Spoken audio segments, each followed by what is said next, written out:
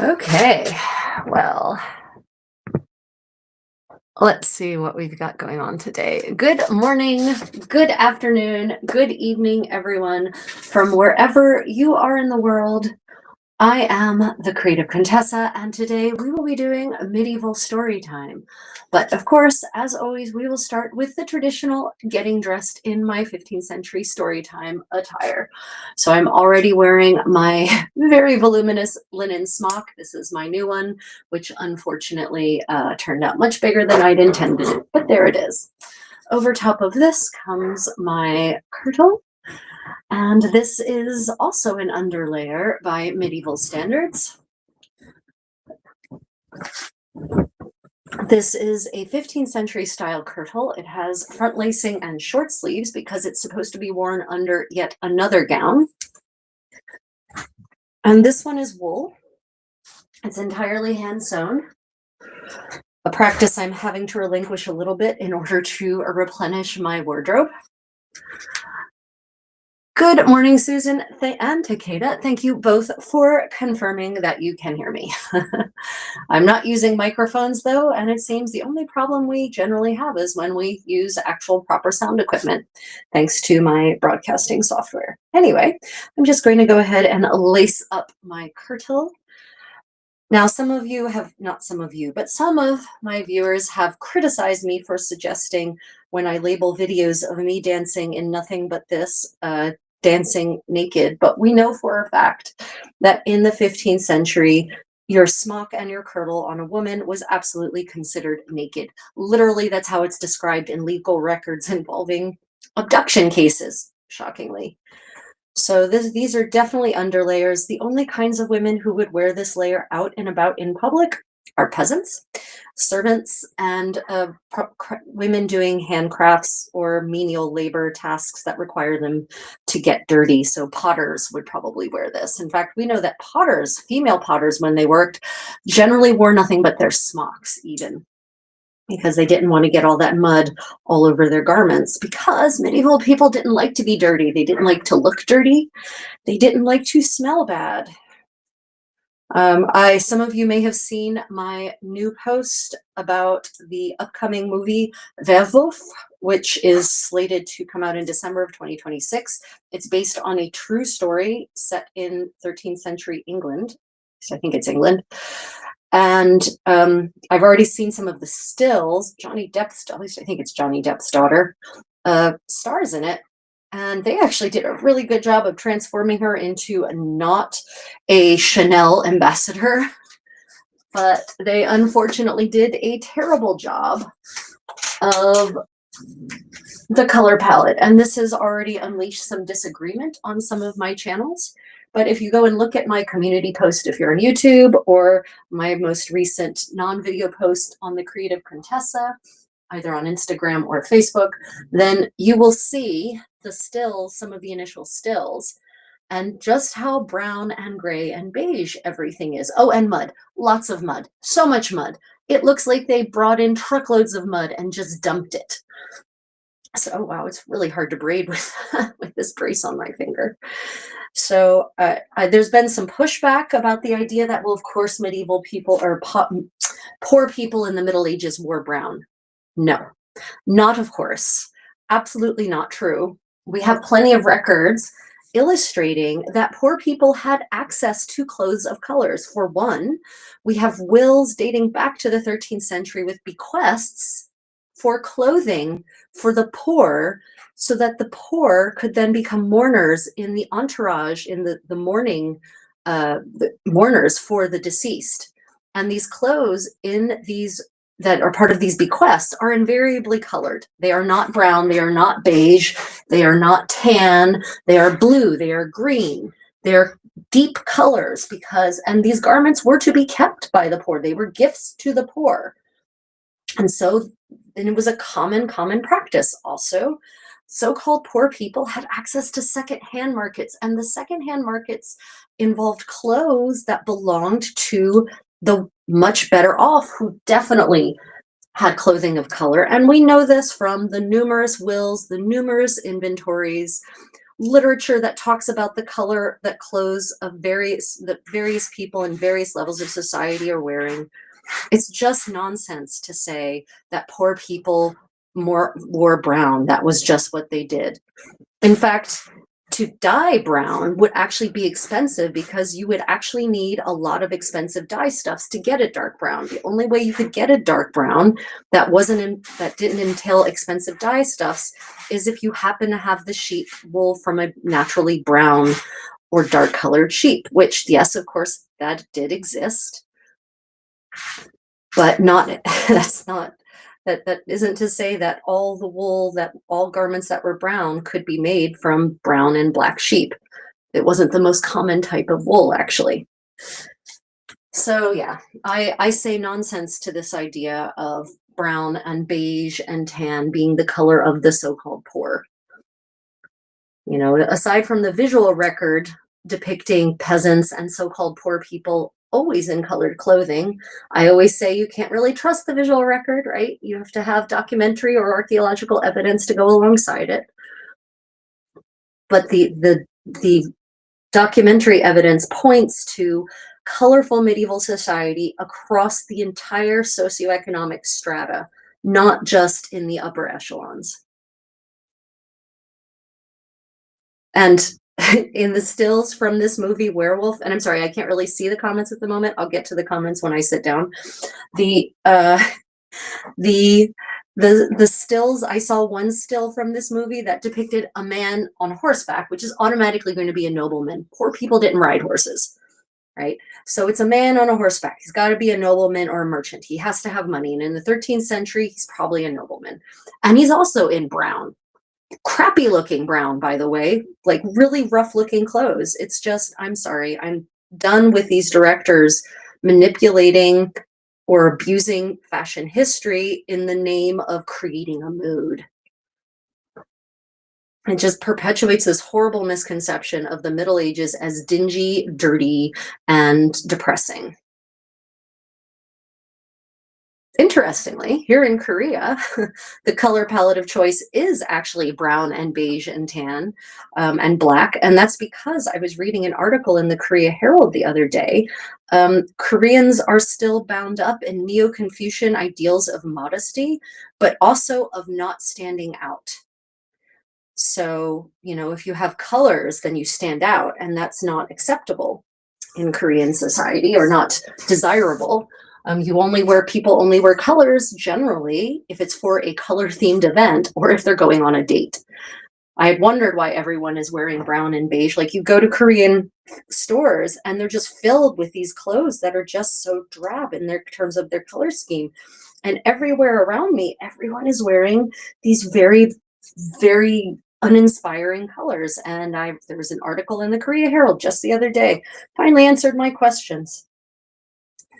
Fascinating because it's a big contrast to, you know, historical Korean fashion in the Shilla and Kokoryo and Goryeo and early Joseon even. Big time colors, lots of colors. Except for the lower class. And later Joseon, especially the lower classes, were only white garments, basically, or undyed garments. But that was a development of later Joseon when Neo-Confucianism really had fully taken root. It's kind of the downfall of Korean society, Neo-Confucianism was, honestly. Okay, all dressed. Let me go ahead and move the camera closer so that I can address any of your questions or comments, and we can start with the reading. So I've got some really fun readings today, everyone. First, I will be introducing you finally to Ulrich von Liechtenstein, the real Ulrich von Liechtenstein, not the A Knight's Tale version, but he was a real knight. He went on supposedly, most likely, real deeds of errantry, and his autobiography is a hoot. And so we're going to read a couple of passages from it, and also I'm going to read you the introduction about his actual life so that you get an idea for who this man actually was. And then we will be returning to our medieval home companion, the Ménagier du Paris, the elderly gentleman who wrote this entire compendium of tips and advice for his young, well-heeled bride to help her have an easier life after he dies, actually. He literally says, I would like you to be well prepared for your next husband, for I am not long for this world. It's actually a really touching book, and it's got some very interesting details about every kind of aspect of medieval life that you could possibly want to know about. So some of these I know we've read at previous medieval storytime sessions, but I think we're going to reread some of them and read just because it's been a while and revisit them. And for those who are new to the medieval story time, then you might learn some interesting aspects. You might be a window into late 14th and 15th century life in France, and definitely parts adjacent. All of these tips would still apply in what is now Germany or England or Spain or Italy, especially the part about the sick wine. We're going to read about sick wine today. So okay, great. Let me just adjust to the camera, get you closer for the reading. Apologize to anyone who might get sick. Okay, here we go.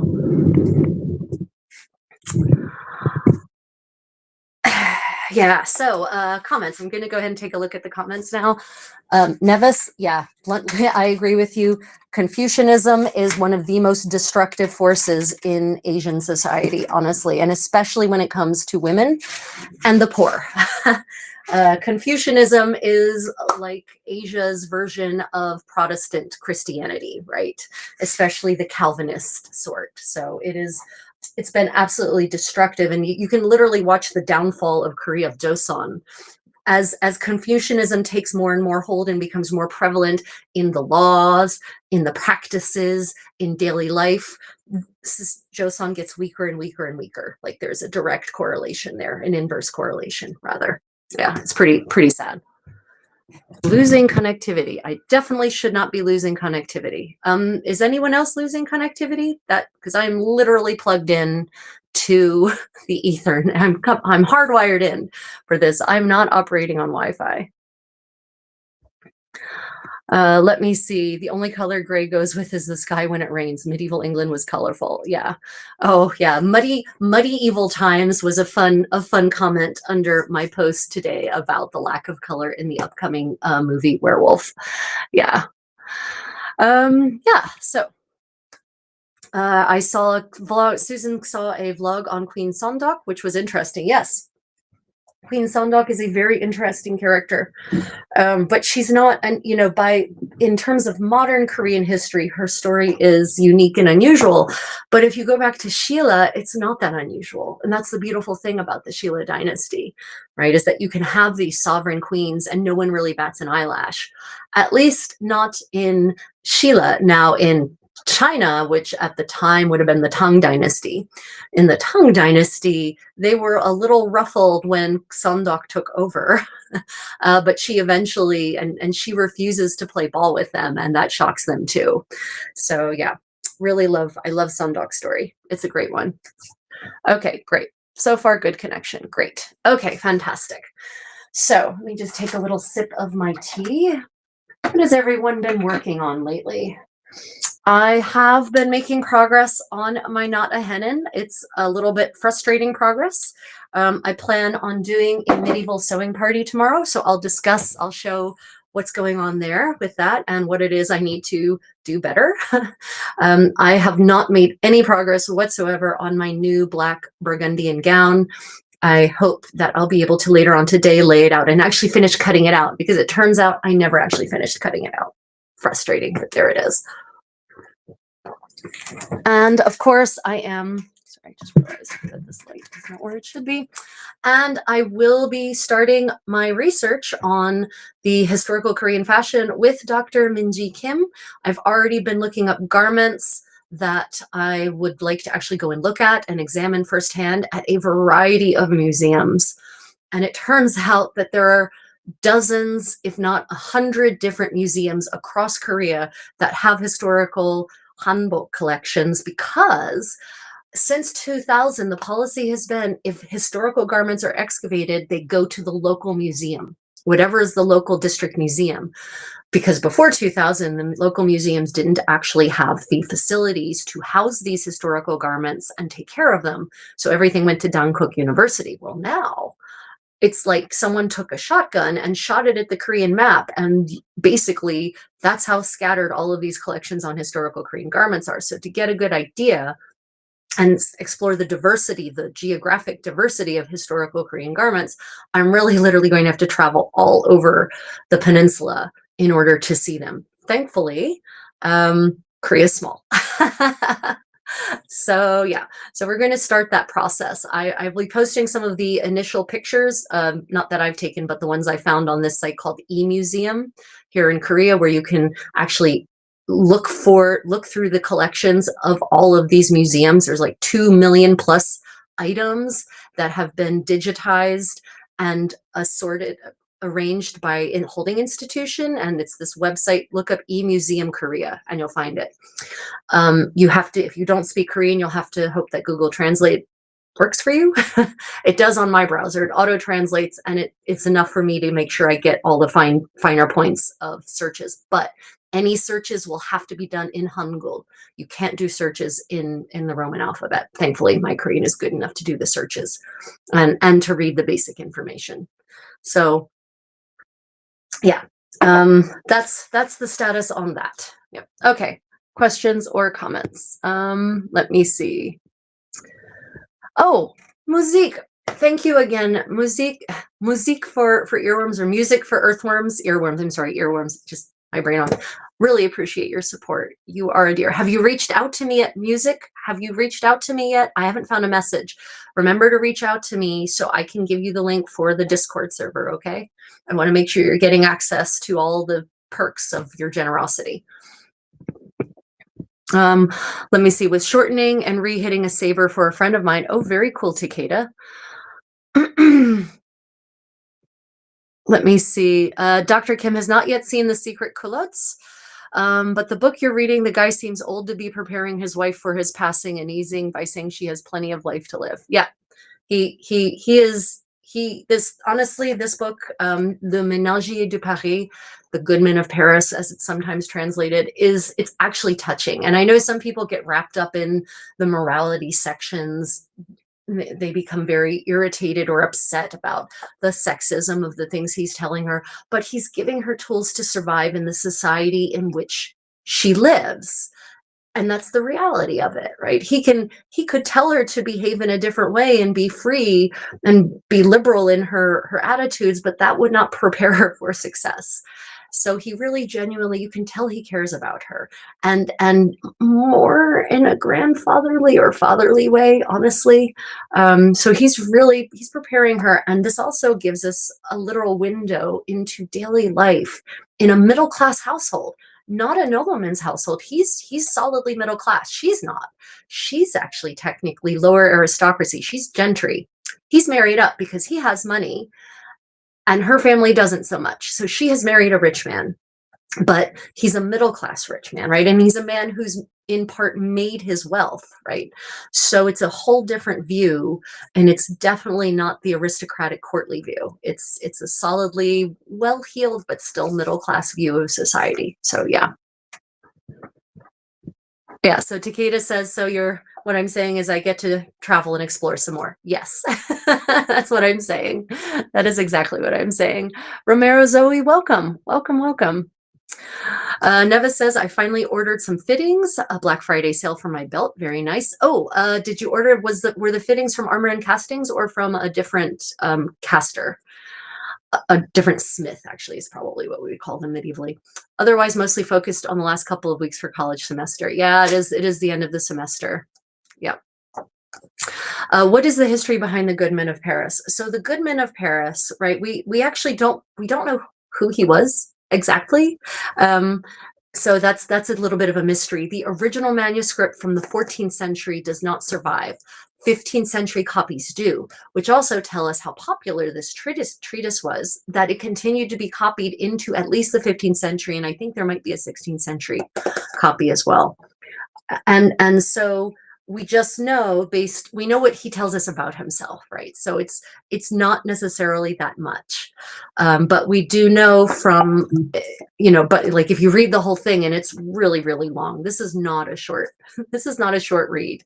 This is just a tiny bit, an extract from only certain very limited parts.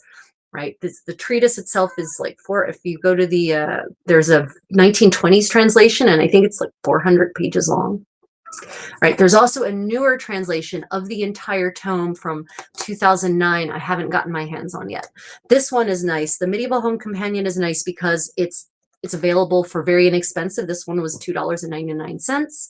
It is a new translation, and it focuses on less on the morality stuff and more on dress, deportment, and speech, and not so much on the food either, because there are books that have focused specifically on the food chapters from the Goodman of Paris.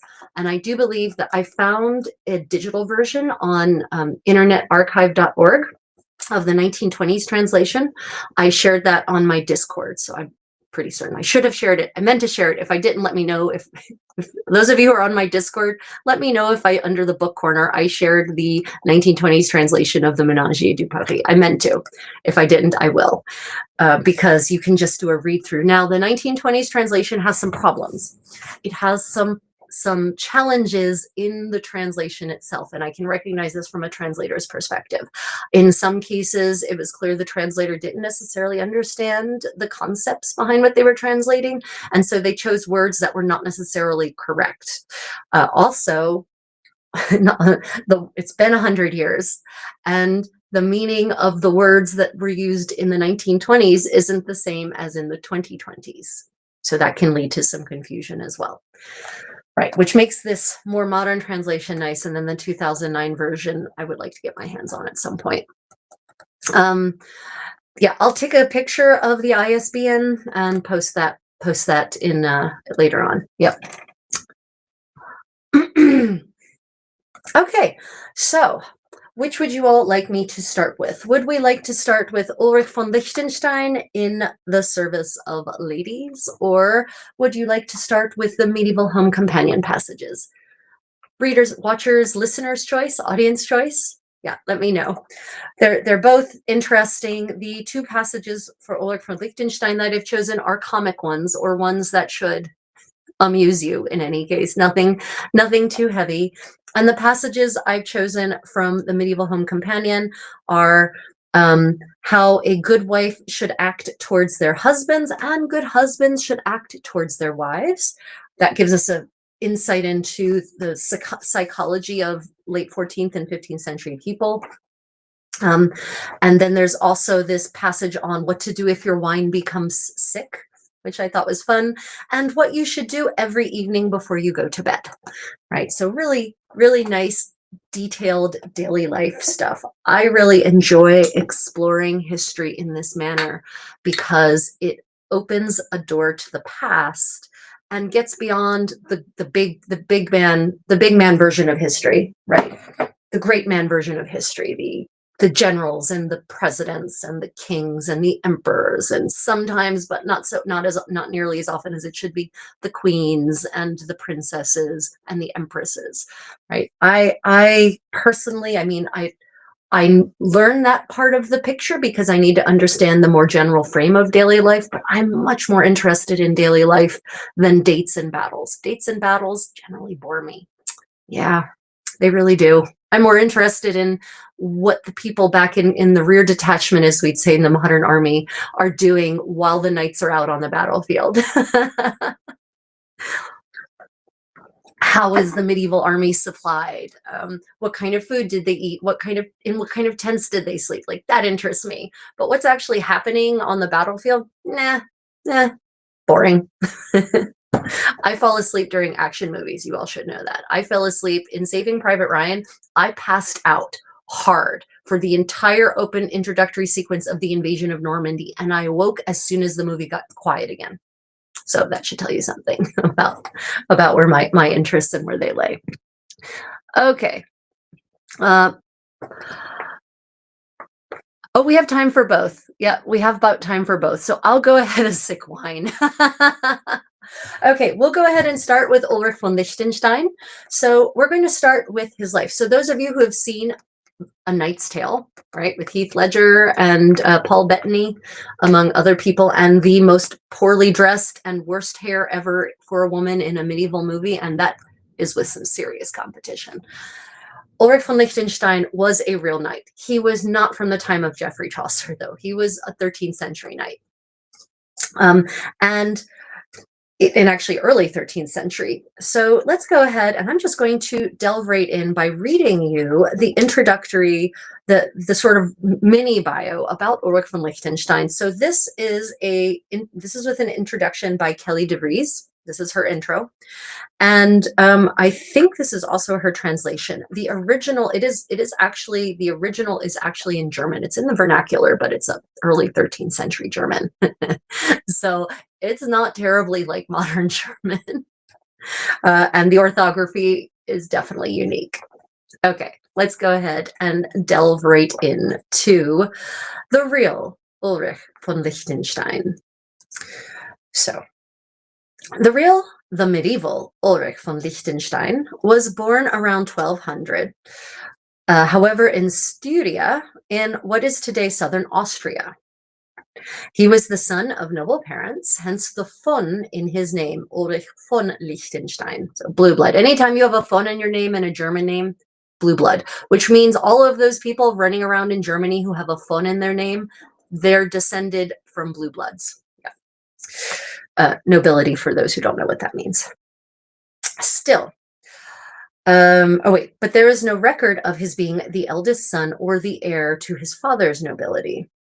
Still, Ulrich's nobility meant that he would be well educated. This education consisted of all the arts and letters popular during his time, perhaps even the several liberal arts, the quadrivium and the trivium, for those who are familiar with that system. He certainly learned to read and write in his own vernacular dialect, if not also in Latin, and perhaps also in medieval French and Italian, Southern Austria and all that. His own later writings were written in what is now called Middle High German. Remember what I said about early 13th century German? But show signs of a knowledge of these other Romance languages. Yet, Ulrich von Liechtenstein would be schooled in other arts befitting his class and status. He would have learned martial arts, how to fight with different arms and armor, on horseback and on foot.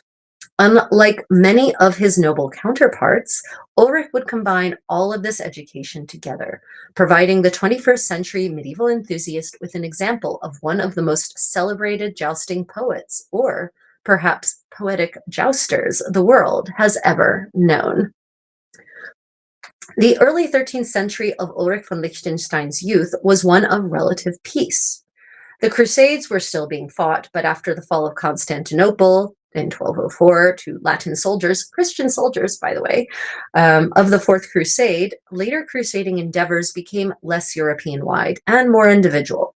Crusades would still be waged, but by separate kings and princes, such as Emperor Frederick II and King Louis IX, and sometimes even without the permission of the papacy. Oh my.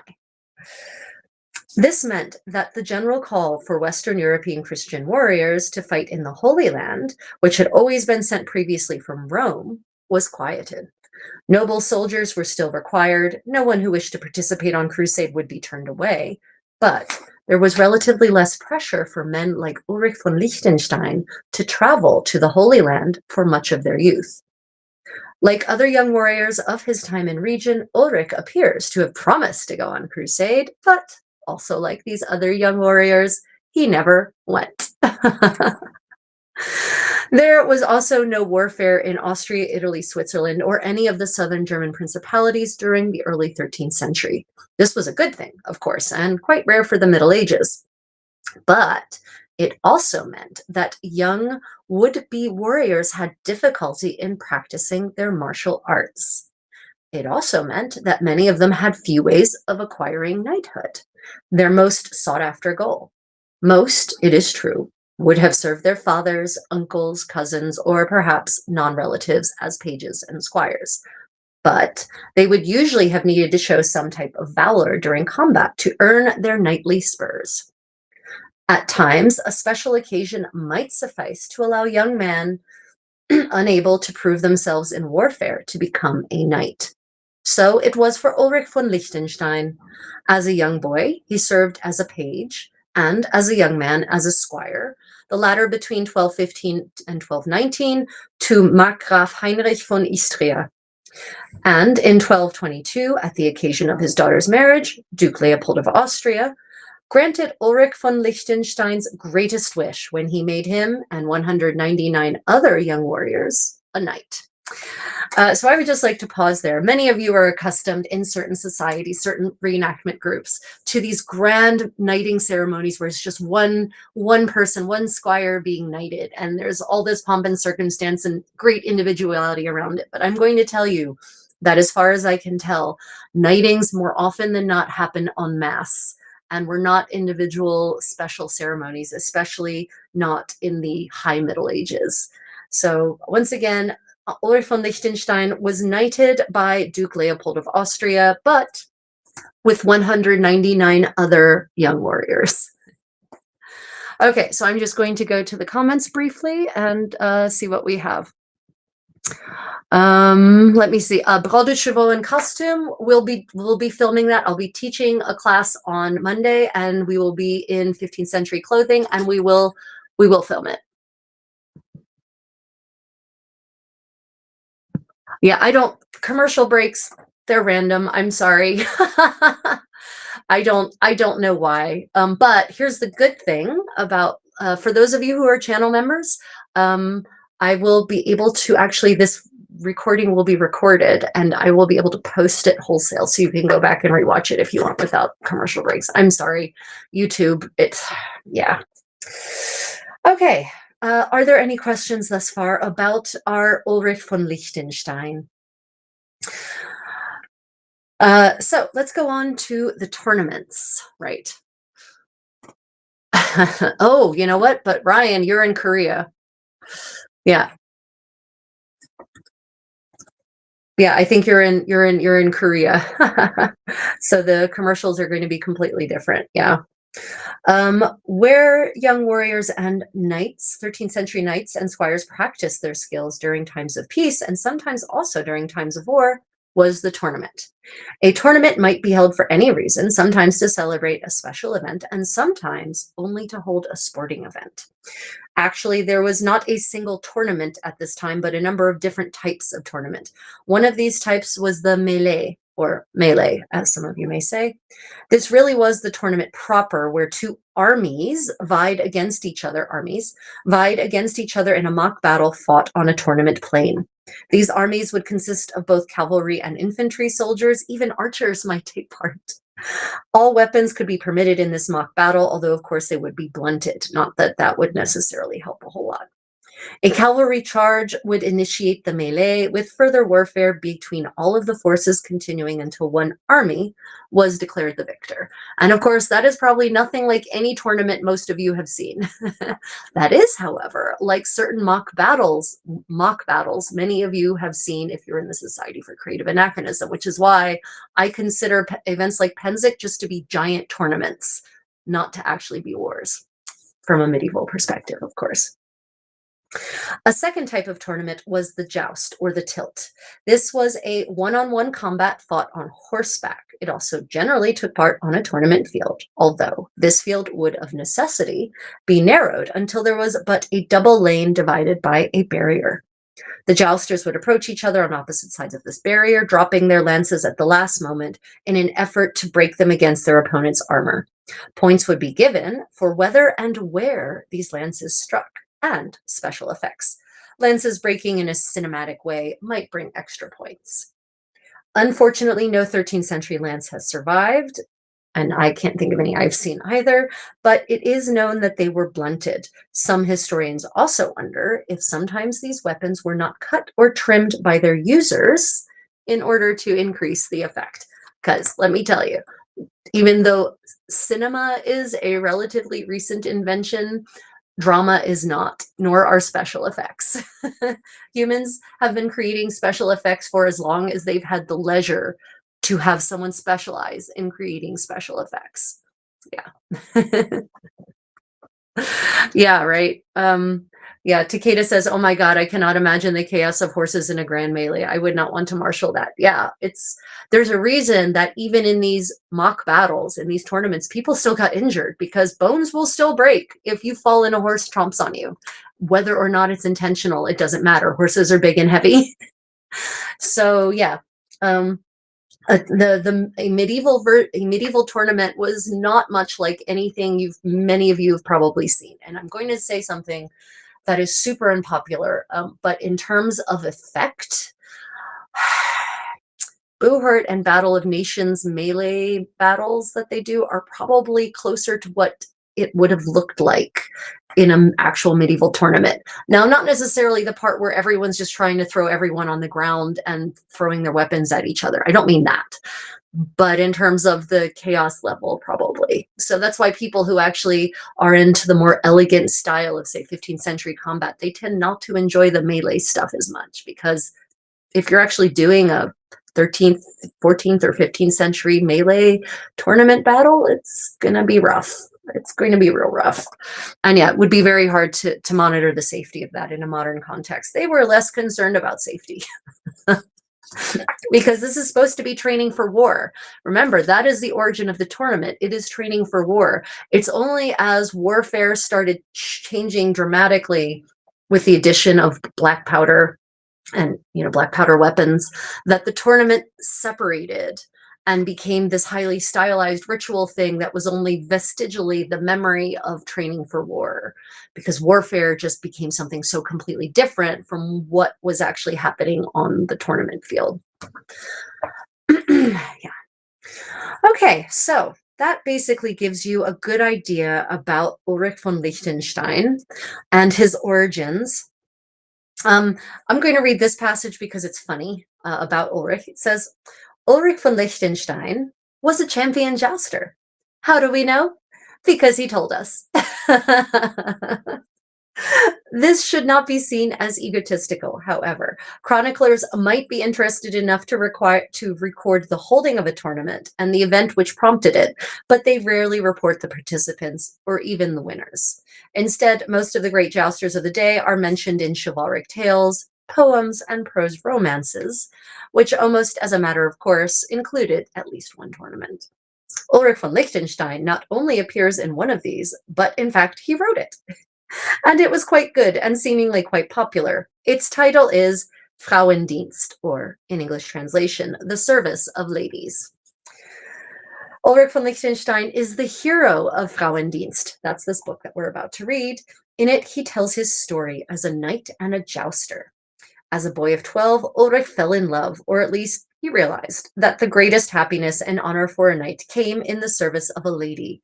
So Ulrich chose one.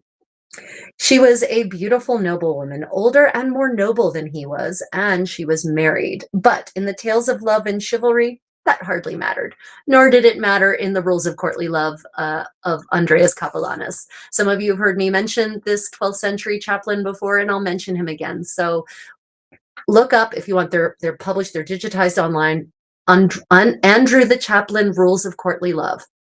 It's a relatively limited number. They're fascinating because it really does present the idea of fin amour, which is what the actual medieval term was. That courtly love is a Victorian term, I think. Fin amour, fine love, refined love. The rules of refined love are separate from the rules of marital bliss, right? And there's all these fascinating rules. And one of them is that married people can't actually be in love, according to Andrew the Chaplain, which is interesting from a man who was a chaplain. He was the chaplain to Marie de Champagne, by the way. Yeah. So here's Ulrich von Liechtenstein. This is his autobiography, and he is talking about his own glory, right? Okay, so here's the lady. She was a beautiful noblewoman, older and more noble than he was, and she was married. But in the tales of love and chivalry, that hardly mattered. What did matter was that she initially spurned his advances. Of course, Ulrich von Liechtenstein was still a child at the time, so this did not come as a surprise to him. But he also used this rejection, in the way so many other authors had done and would continue to do, to recognize that his goal, the winning of his lady's heart, would come only after a life full of obstacles, frustrations, and adventures.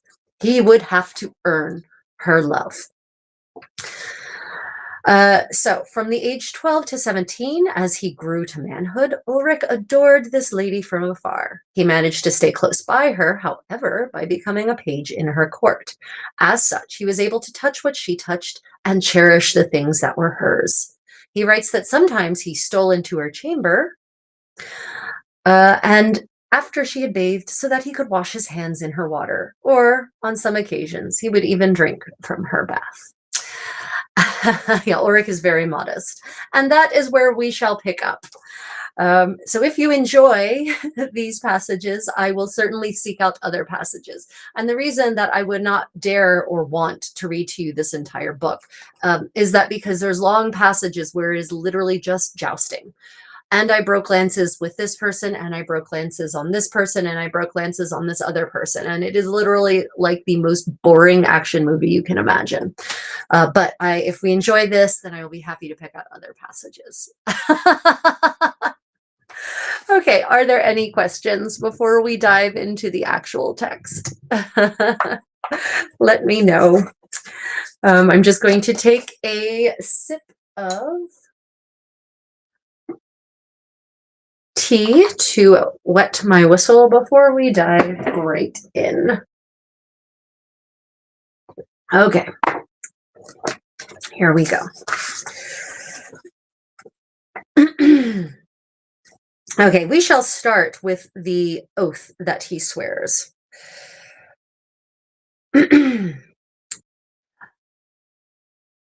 My heart then spoke to me and said, dearest friend, if you are led to yield yourself to woman's spell, and only live to serve her well, then she alone will ever do.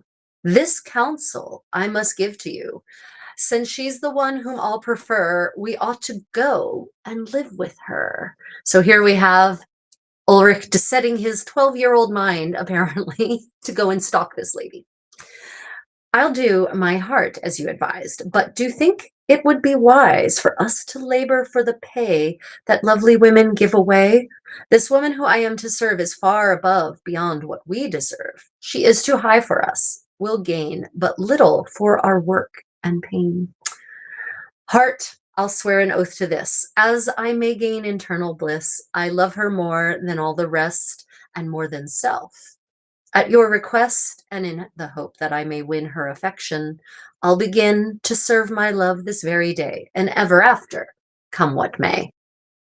My heart and body then considered to win the prize which both desired. His heart. It's his heart. It's totally his heart.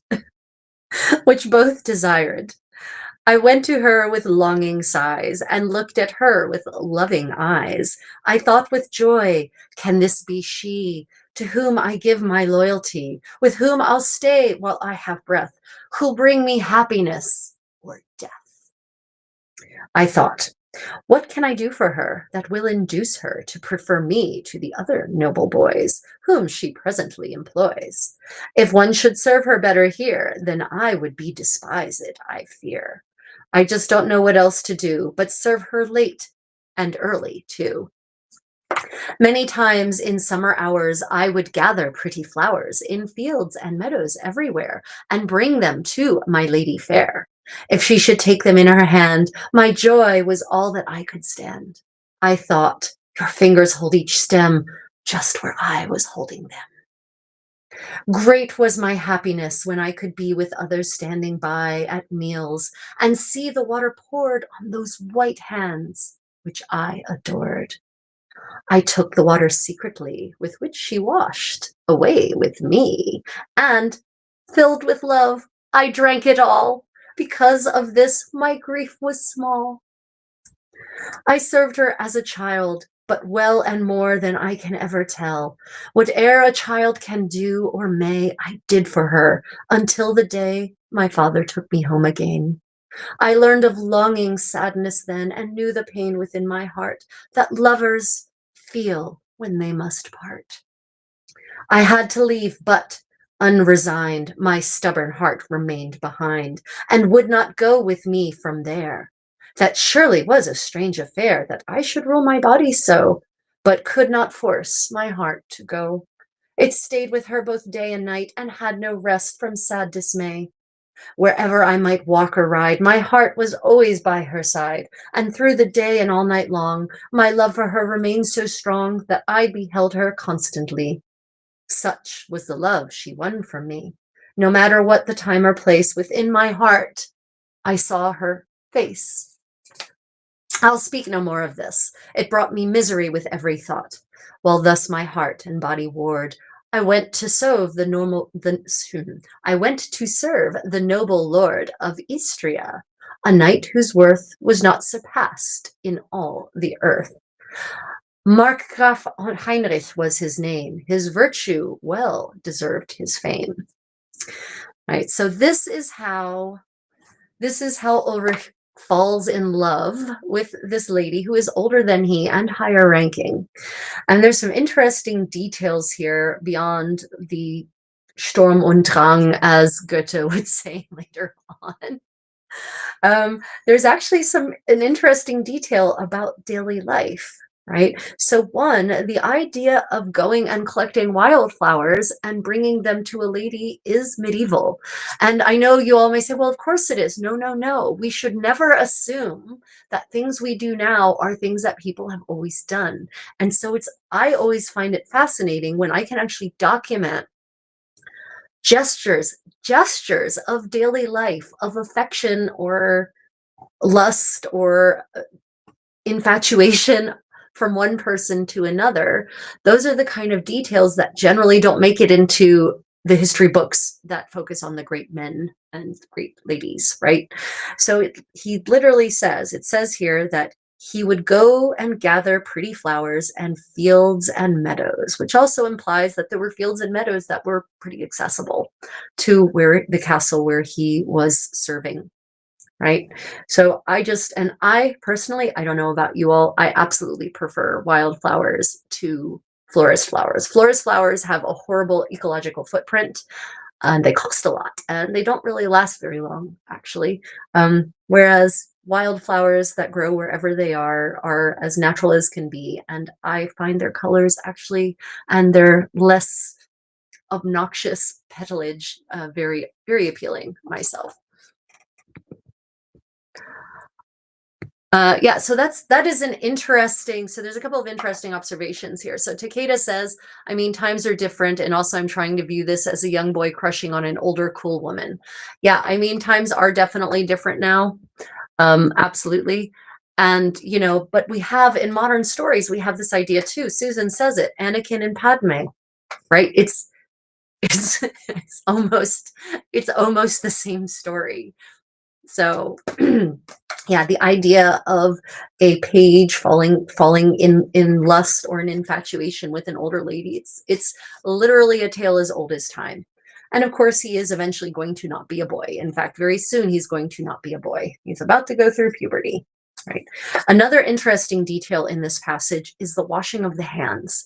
And this is another medieval myth that against which I'm always fighting, the myth of the dirty medieval person. We have so many treatises on medieval hygiene. We have so many etiquette books. We have so many tales that literally present the washing of hands, if not as a plot point, as an important detail to mention, because it was so part of dining, of medieval society, that we know that people of all levels of society appreciated cleanliness, personal cleanliness, cleanliness of their surroundings, of their environment, which is why, when I see, for instance, in the upcoming movie Werewolf, that everyone is literally mud covered, I get a little frustrated. Okay, they should be mud covered if they've literally just fallen in the mud. Acceptable. But if they're just walking around in filthy clothes, no, no, no, no, no, just not. Anyway, back to the passage about the hand washing. Yes, I know this. I just get so frustrated about these horrible myths of the dirty, dark Middle Ages. Anyway, he says here, great was my happiness when I could be with others standing by at meals, so mealtime specifically, and see the water poured on those white hands. So there would actually be one of the pages. I'm kind of surprised he doesn't mention that he got to do this, because it would be one of the pages or squires, depending on her rank. I don't think I ever find out what her actual rank is. We just know she's more noble than he is, in quotes, right? There would actually be a squire or a page or a squire or a nobleman who was just lower ranking than the person whose hands were being washed, who would go and wash her hands or the Lord's hands, right? They would actually be a pair. There would be two people. There would be someone holding a ewer, sort of a basin, and there would be, or excuse me, a ewer is the thing with the water, like a pitcher, and a basin in which you would pour the water. And one person would hold the basin and the other person would pour the water over the hands, and then there would be a towel and they would actually wipe their hands on them. And this water isn't, now he drinks the water and some of you are thinking, oh my God, it's got soap in it. It doesn't. The water didn't contain soap, but it did contain herbs and blossoms like lavender or rose blossoms, some herbs of different kinds, which actually do have an antimicrobial effect, even though they were probably primarily chosen for their good smell. But there was also an acknowledgement in medieval medicine and medieval science, as we would understand it now, medieval herbalism, that many of these herbs that are used in cuisine also have a salubrious effect, right? They're good for the health. They recognize that they could actually increase health, improve health outcomes, and keep people from getting sick. And that's because many of the herbs used in both cuisine and in washing water really do have strong active antimicrobial compounds in them. It's why modern synthetic medicines tend to originally be derived from plants. So the medieval people didn't understand the microbial mechanism, but they understood that it worked, right? So when he's drinking this wash water, it's a little, yeah, it's not ideal. There could actually be dirt in the water, but it probably actually didn't taste half bad because it probably had lavender and rose petal and other herbs in it. Yeah, rose and lavender were extremely popular for cleaning purposes. Exactly, Nevis. And the word lavender comes from the idea from lavande, to laver, to wash, a thing that washes, from the French and ultimately from the Latin, because of the connection between lavender and being used to wash and clean things, right? Yeah, so Heinrich Takeda says he looked up the Heinrich, the Markgraf of Istria, and yeah, he was actually a very interesting person, and there's actually more about him in the introductory chapters here. Yeah, 13th century Germany is actually a fairly interesting time, and this is where the Manessa Codex comes from, like the very famous, one of the most famous pieces of calligraphed illumination of all times. Seriously, look up Manessa, Manesse Codex, and you will absolutely see what I'm talking about. And you will say, oh yes, I have certainly seen one of those pictures before, right? It's actually housed in the University of Heidelberg's library, where I studied for a time, and I was able to actually go every day and admire this treatise right up close and personal. Ulrich von Liechtenstein actually has a page in the Manessa Codex. He's actually there. This is he. This is the Manessa Codex. I forgot that this is on the cover, right? So yeah, and this is a depiction of Venus, a 13th century Venus, by the way. So the idea of cleanliness is absolutely underscored here. And the idea that he would drink the water, while it's stalkerish and slightly horrifying, isn't necessarily as horrifying as all that. She's a noblewoman. She is probably not washing clumps of dirt off of her hands. But still, the level of obsession is interesting. This is the only person, now I've read so many medieval original medieval texts, tales, stories, chronicles, court cases. This is the first instance I've ever found of a knight drinking the hand-washing water of his beloved, the lady of his desire. If you have read about other knights or noblemen, medieval men, drinking the hand-washing or, God forbid, bathwater of the lady of their desires, please do let me know, because I'd be interested to compile a collection of crazy stalkers of the Middle Ages. Okay. Right. Okay. Any other comments or questions about? Let me just make this go away because sometimes. Right. So moving on then. So that was the passage about hand washing.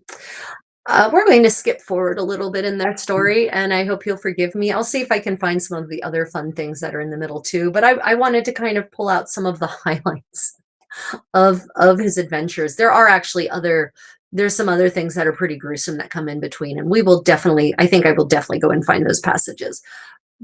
But in the meanwhile, let's skip to the excerpt sort of from the end of the tale. So we're kind of bracketing the story. Maybe this will make you want to hear me read what comes in the middle.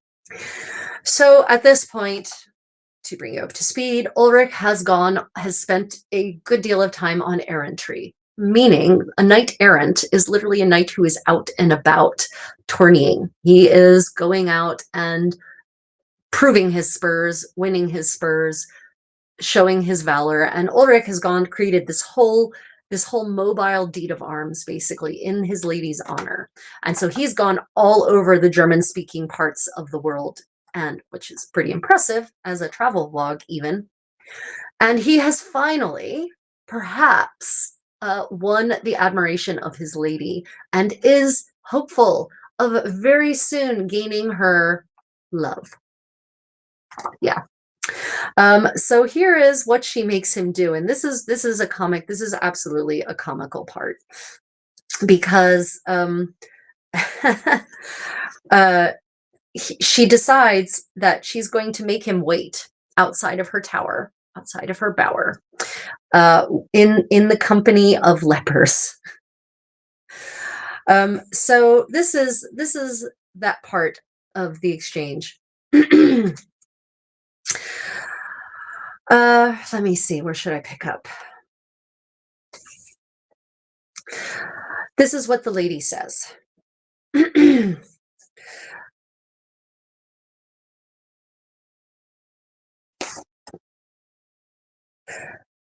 maid has come to him, and while he waits, and she tells him,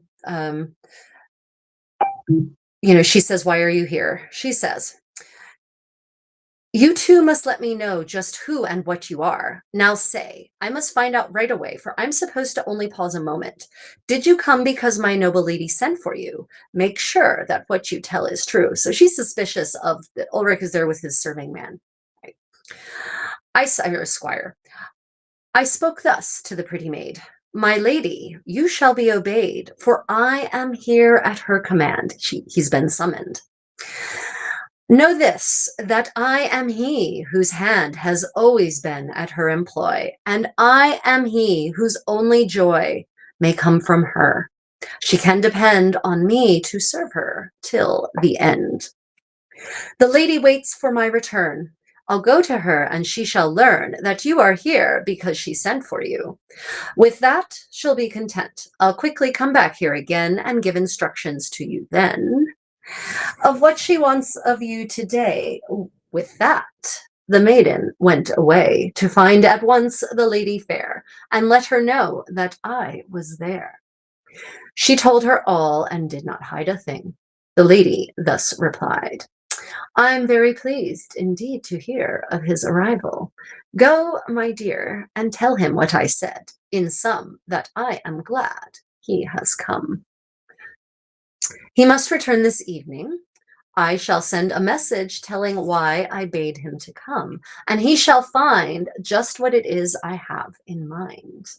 He'll know everything he should, but you must take him something good to eat, some chicken, bread, and wine. Give him God's greeting too, and mine." The maiden, when she knew her will, returned and found me waiting still. She and another girl now bore what she'd been told to bring, and more.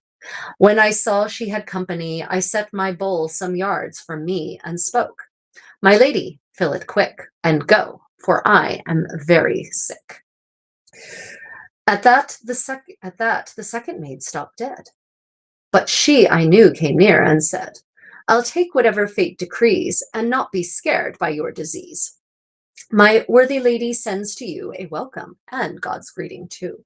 She says she'll gladly see the one who serves her, when this can be done. Go now, and when the sun has set, come back up here, and I shall let you hear whatever she may tell to me. I know she likes you well, of this at least you can be sure, that of a truth my lady pure such favor ne'er before has shown. And then she left me there alone. I carried off, when she had gone, the food and drink to pass it on to lepers who were waiting there. I spoke. I've got enough to share with you. May God this lady bless with many years of happiness. She's given more than I shall need. I'll gladly share with you indeed. We all sat down to form a ring and placed inside it everything that had been given by the maid. The hands I saw were so decayed. They looked, I dare not tell you how. It's more than manners will allow. Upon my honor, I contend, my hair in horror stood on end. A foul disease was there disclosed. Some fingers were as decomposed, the flesh and bones as foul and rotten as those of bodies long forgotten and buried for 100 days. It's true, and not an idle phrase. No dog could have such evil breath. Already they belonged to death. And with these sick people I had to eat. How much I wanted to retreat and never share with them a meal. But I was forced to stay, conceal my dread, and carefully preserve the name of her whom I wished to serve. For if I had refused to stay, they would have wandered right away. To pass the time, I walked to town and begged until the sun went down and lit the mountain with its glow. 'Twas nearly evening, time to go back to the castle gate once more. I took my place there as before among the others. Cordially, the many lepers greeted me. When I'd been sitting there a while, the maiden came and led a file of servants bearing food and wine. There was enough for all to dine. She spoke to me. You must arise and go. Now, do as I advise. Be back again with morning light, and take especial care tonight. I spoke. Why did my dear lady command my strange existence here, if I am not to talk with her? The maiden spoke. This can't occur before tomorrow night. Her plan is this, to see you when she can, and certainly before you're gone. Just see that no one catches on. I hurried from the castle ground into a distant field. I found some grain there, growing thick and high, in which we hid from every eye. The messenger was there as well. The field of grain was our hotel, and I assure you, it was bad. That was a dreary night we had. For just as soon as day was done, and when the night had scarce begun, a stormy wind swept o'er the grain, and brought with it a driving rain. 'Twas the most unpleasant in the field, against the rain my only shield, a shabby cloak, and a scanty robe, a shelter both were just a joke. From wet and cold I almost died, but I had other ills beside.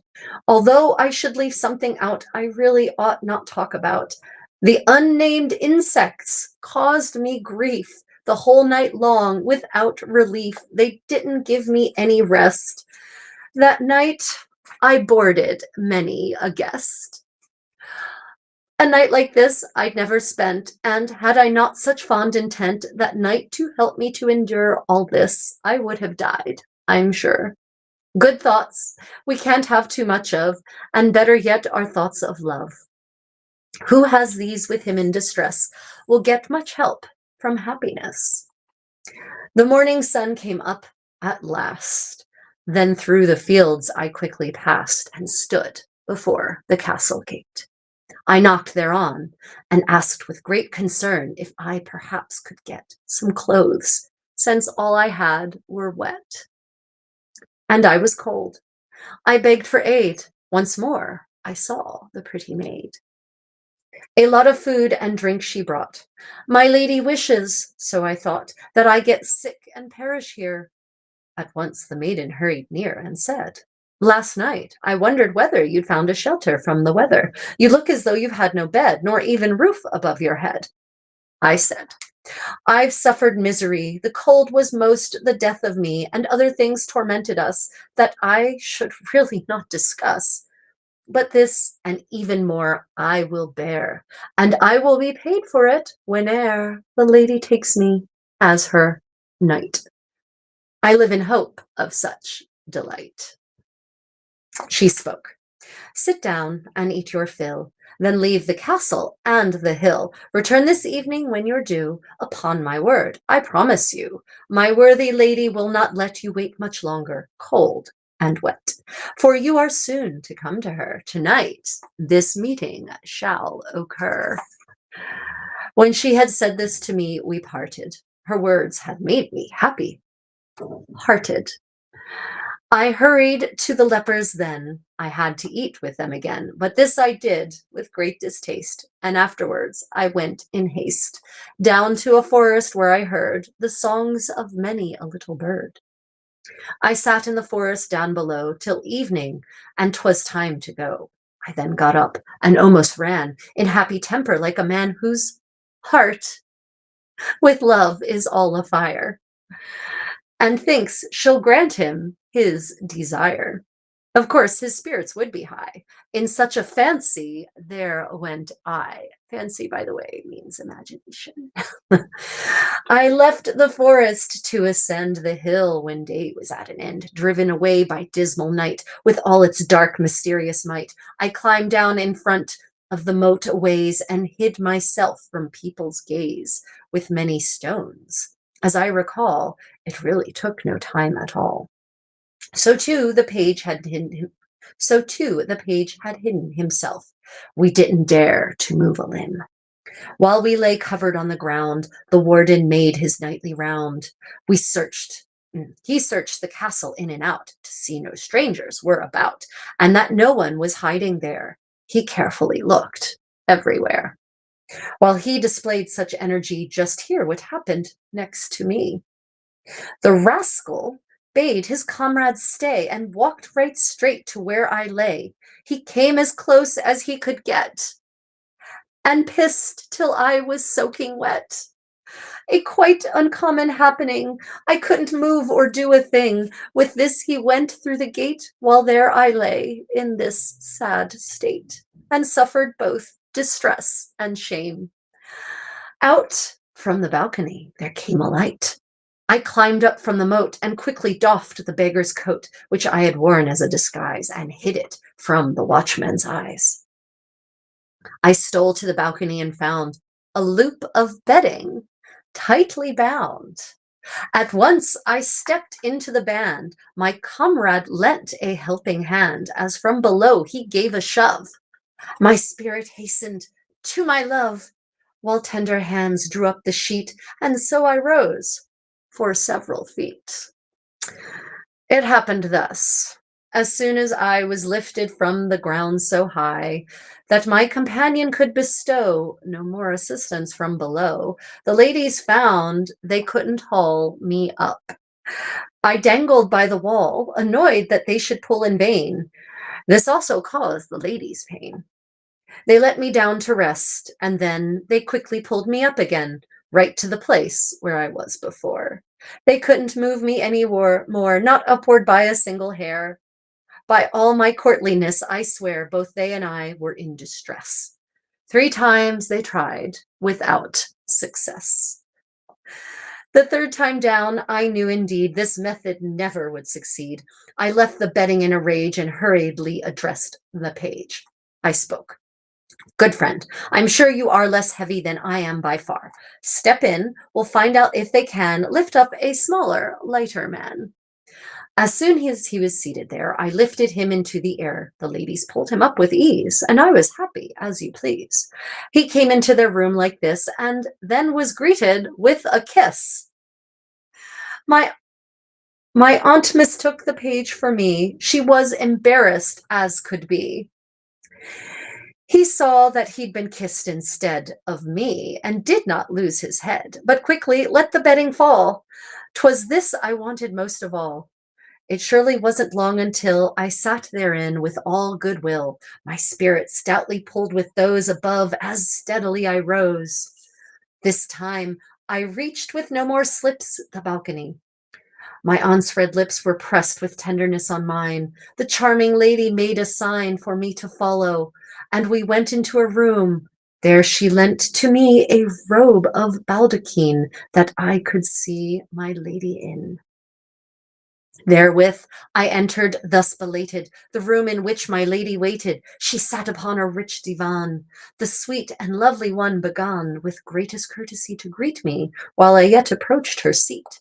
She bade me welcome to the place. I answered, Lady, grant me grace. Let me describe how she was clad. A snow white a snow white smock the lady had put on. 'Twas delicate and neat, and over this my lovely sweet displayed a scarlet garment such that one could never praise too much, all trimmed in ermine. Till that night I never saw a fur so white. The lady sat in front of me, and I am sure I'll never see a lovelier beneath the sun. I knelt before the charming one and spoke. My lady, by your truth, by your celebrated youth, by your pure and noble mind, I pray, be good to me and kind. Lady, you are my chief delight. May I be favored in your sight. May your compassion take my part. Consider the longing of my heart, which constant love for you inspired. Consider that I've not desired a thing more beautiful than you.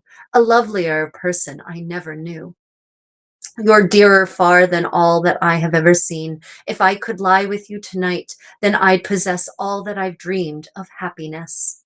My life will gain by your assent a lofty spirit and content more and more until it ends. It's you on whom my joy depends. Then spoke the lady, sweet and kind. It never should have crossed your mind that I would let you lie with me.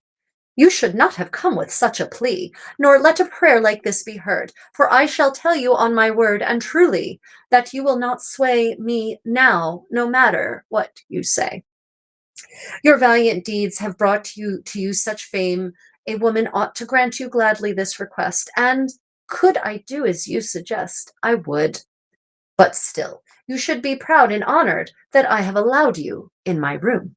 This is a lot and more than any other got. You see, my husband and my lord would never want me to reward another so or give my love. Were I not checked by God above or by my honor, he would guard me closely, though this would be hard. Indeed, a watch would be in vain had I not honor to maintain. My pure intent does him more good than any watching ever would do. That I should risk my honor still and also risk my lord's goodwill is only done to honor you. And if some people ever knew of this, my honor would disappear. You owe me thanks that you are even here. I thank you. I am in your debt, and lady, I shall ne'er forget what you have done and do for me, for I've no doubt your sympathy will cause you, blessed lady fair, to drive away my pain and care by granting me tonight love's bliss right here and now. I am sure of this. She spoke to me. If what you prize is my esteem, it's most unwise to ask for what could harm my name. Although I tell you, what you claim can simply not be granted now.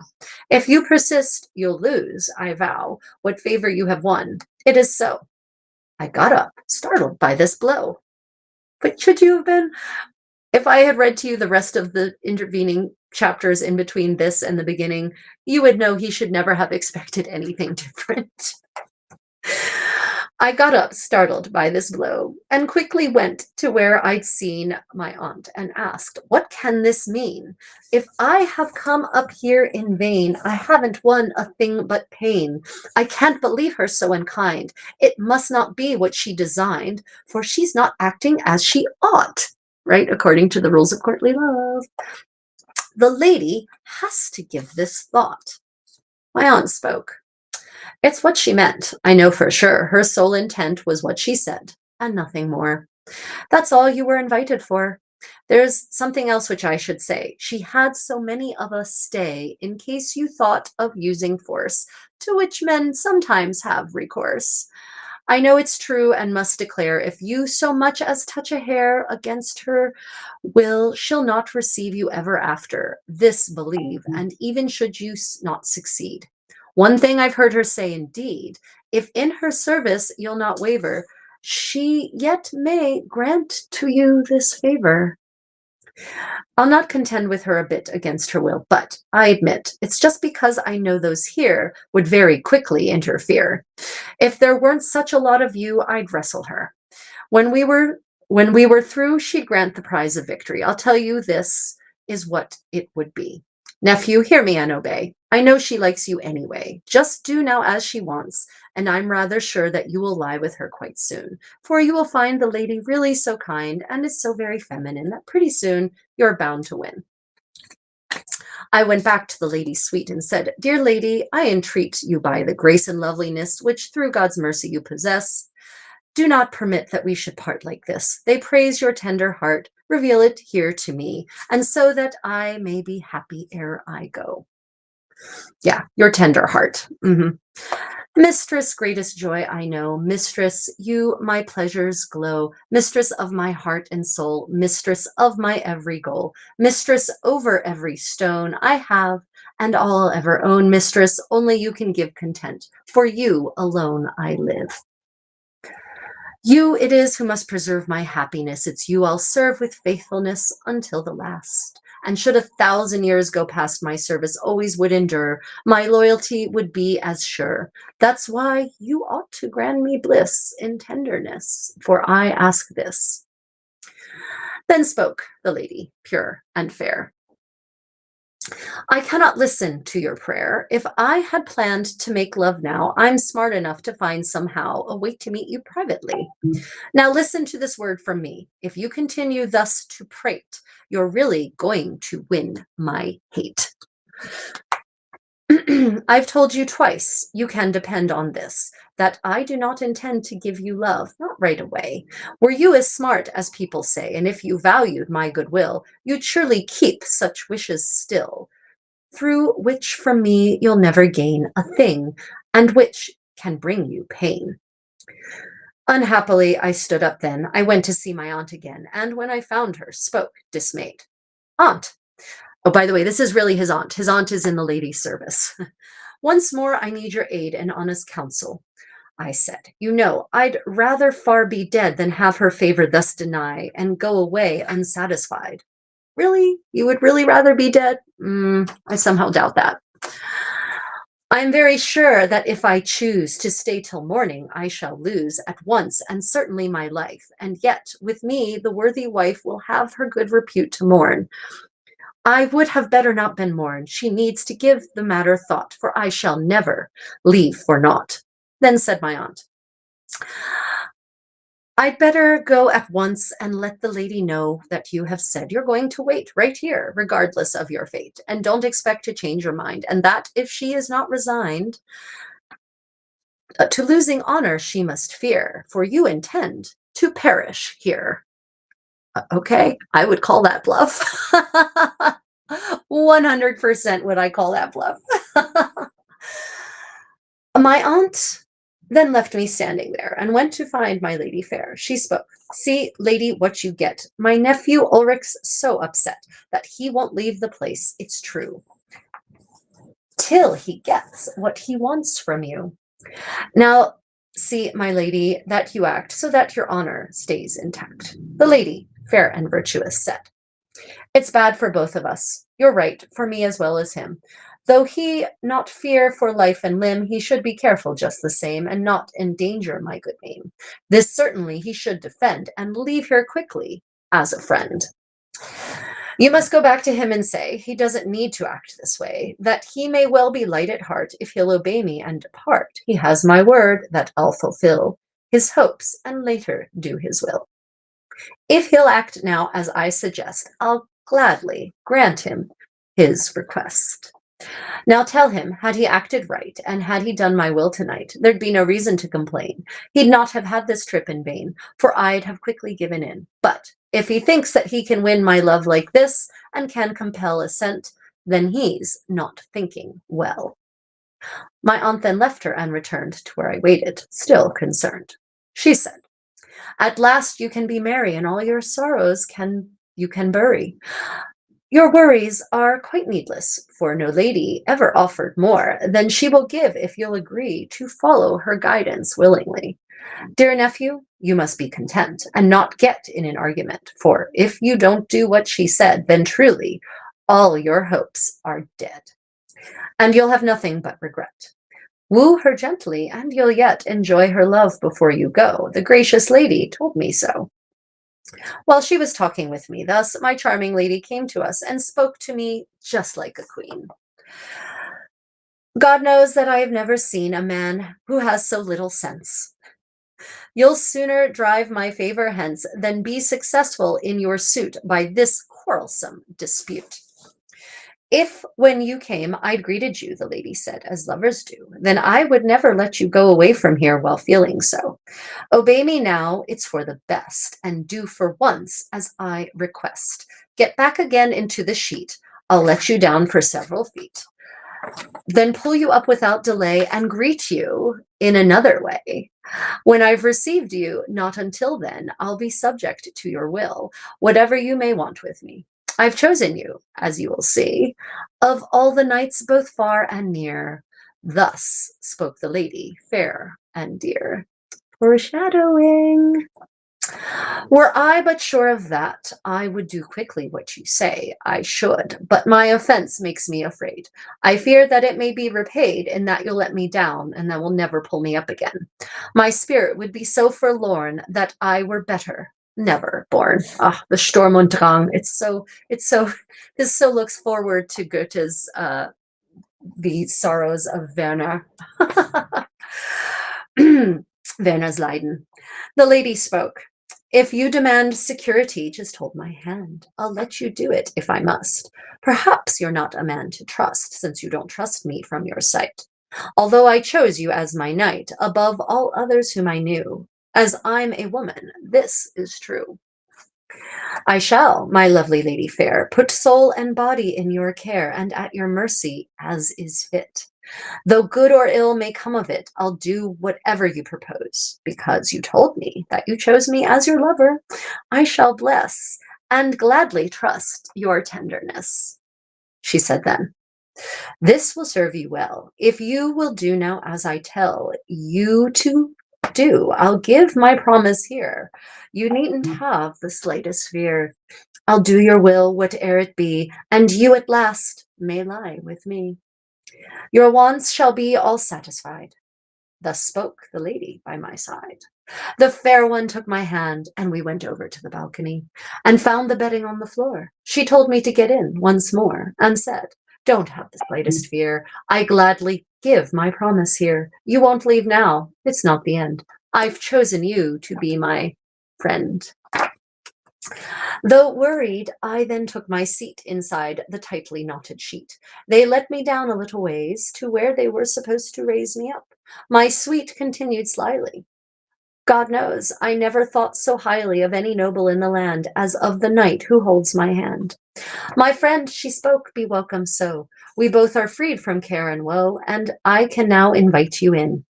While speaking thus, she raised my chin and said, dear one, give me a kiss.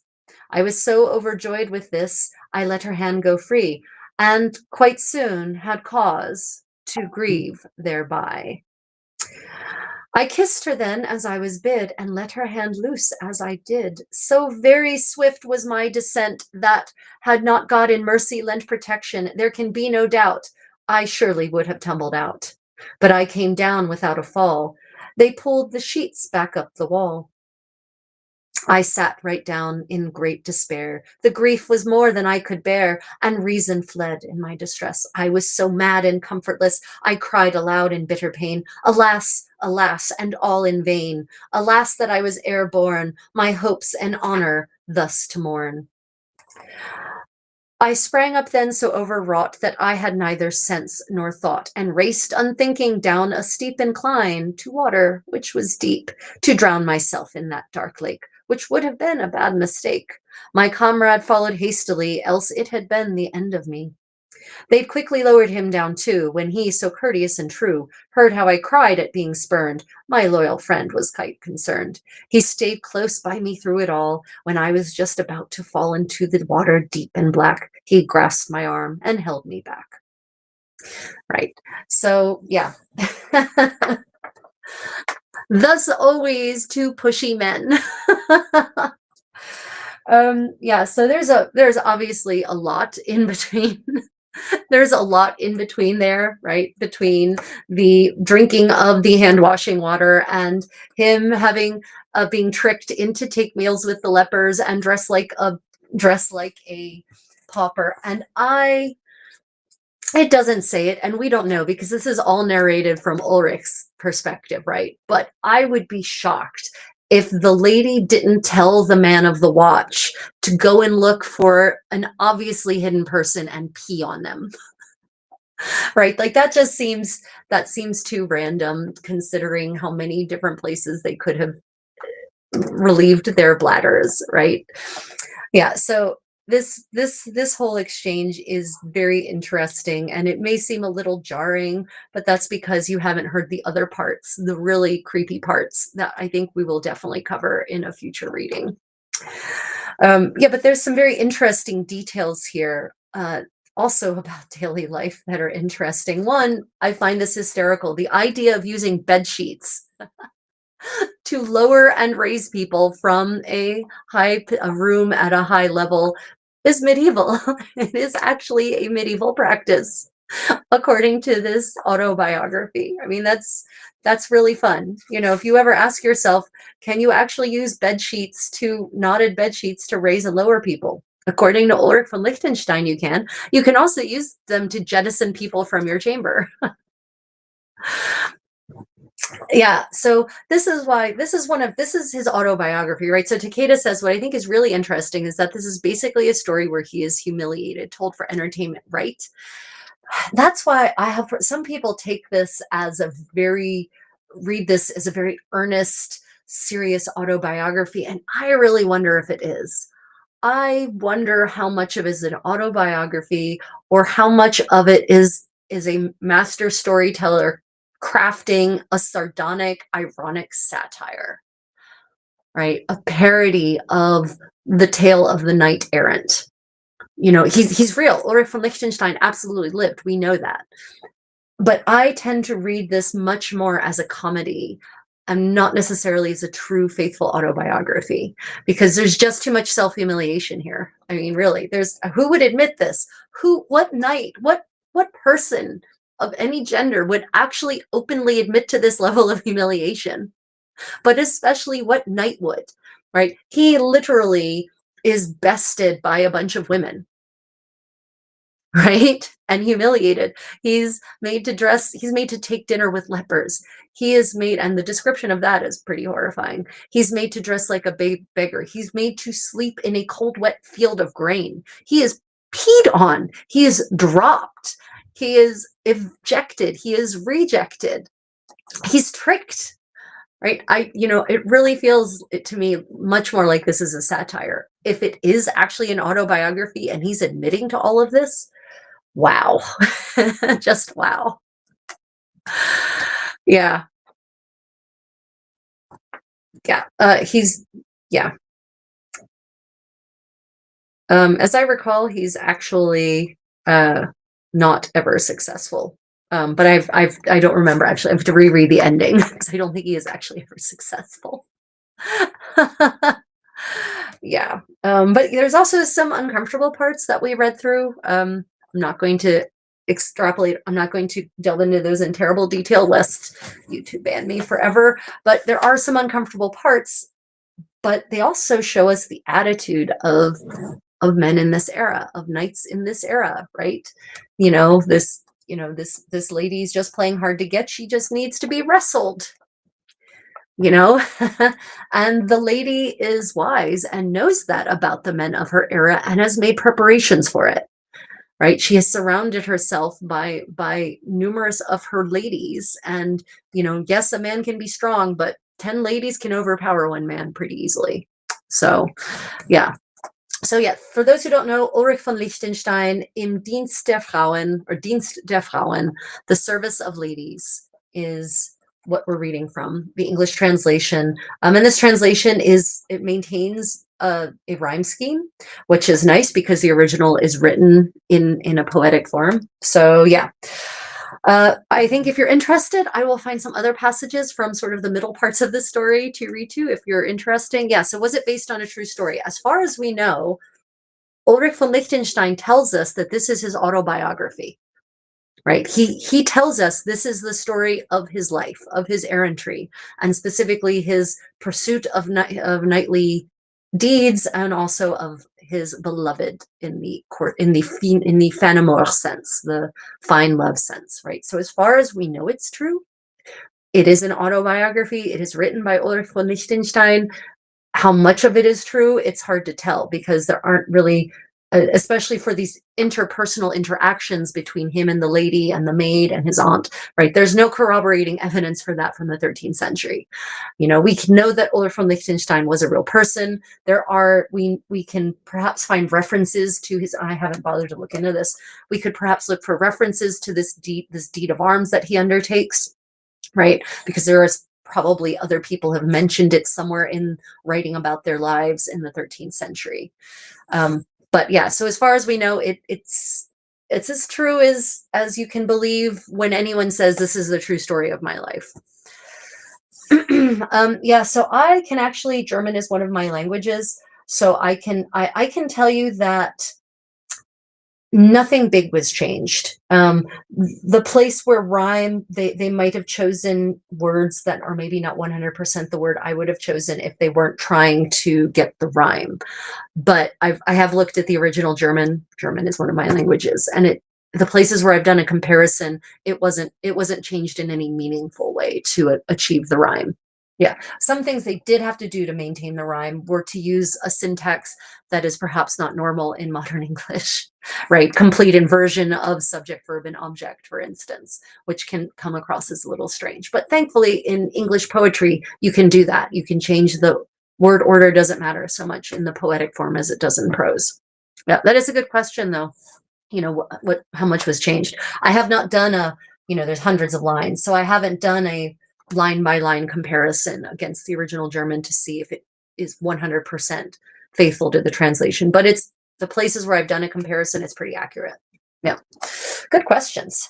Okay, any other questions or comments about the passage from Ulrich von Liechtenstein here? I specifically actually want to go back, and because of the mention of clothing, I want to go back and see what the German words were there, because unfortunately most translators, even of historical text, aren't necessarily experts in each of the little niche fields that might crop up in a text like this. It's very broad, right? So the language that was chosen for the garments, for instance, is too vague.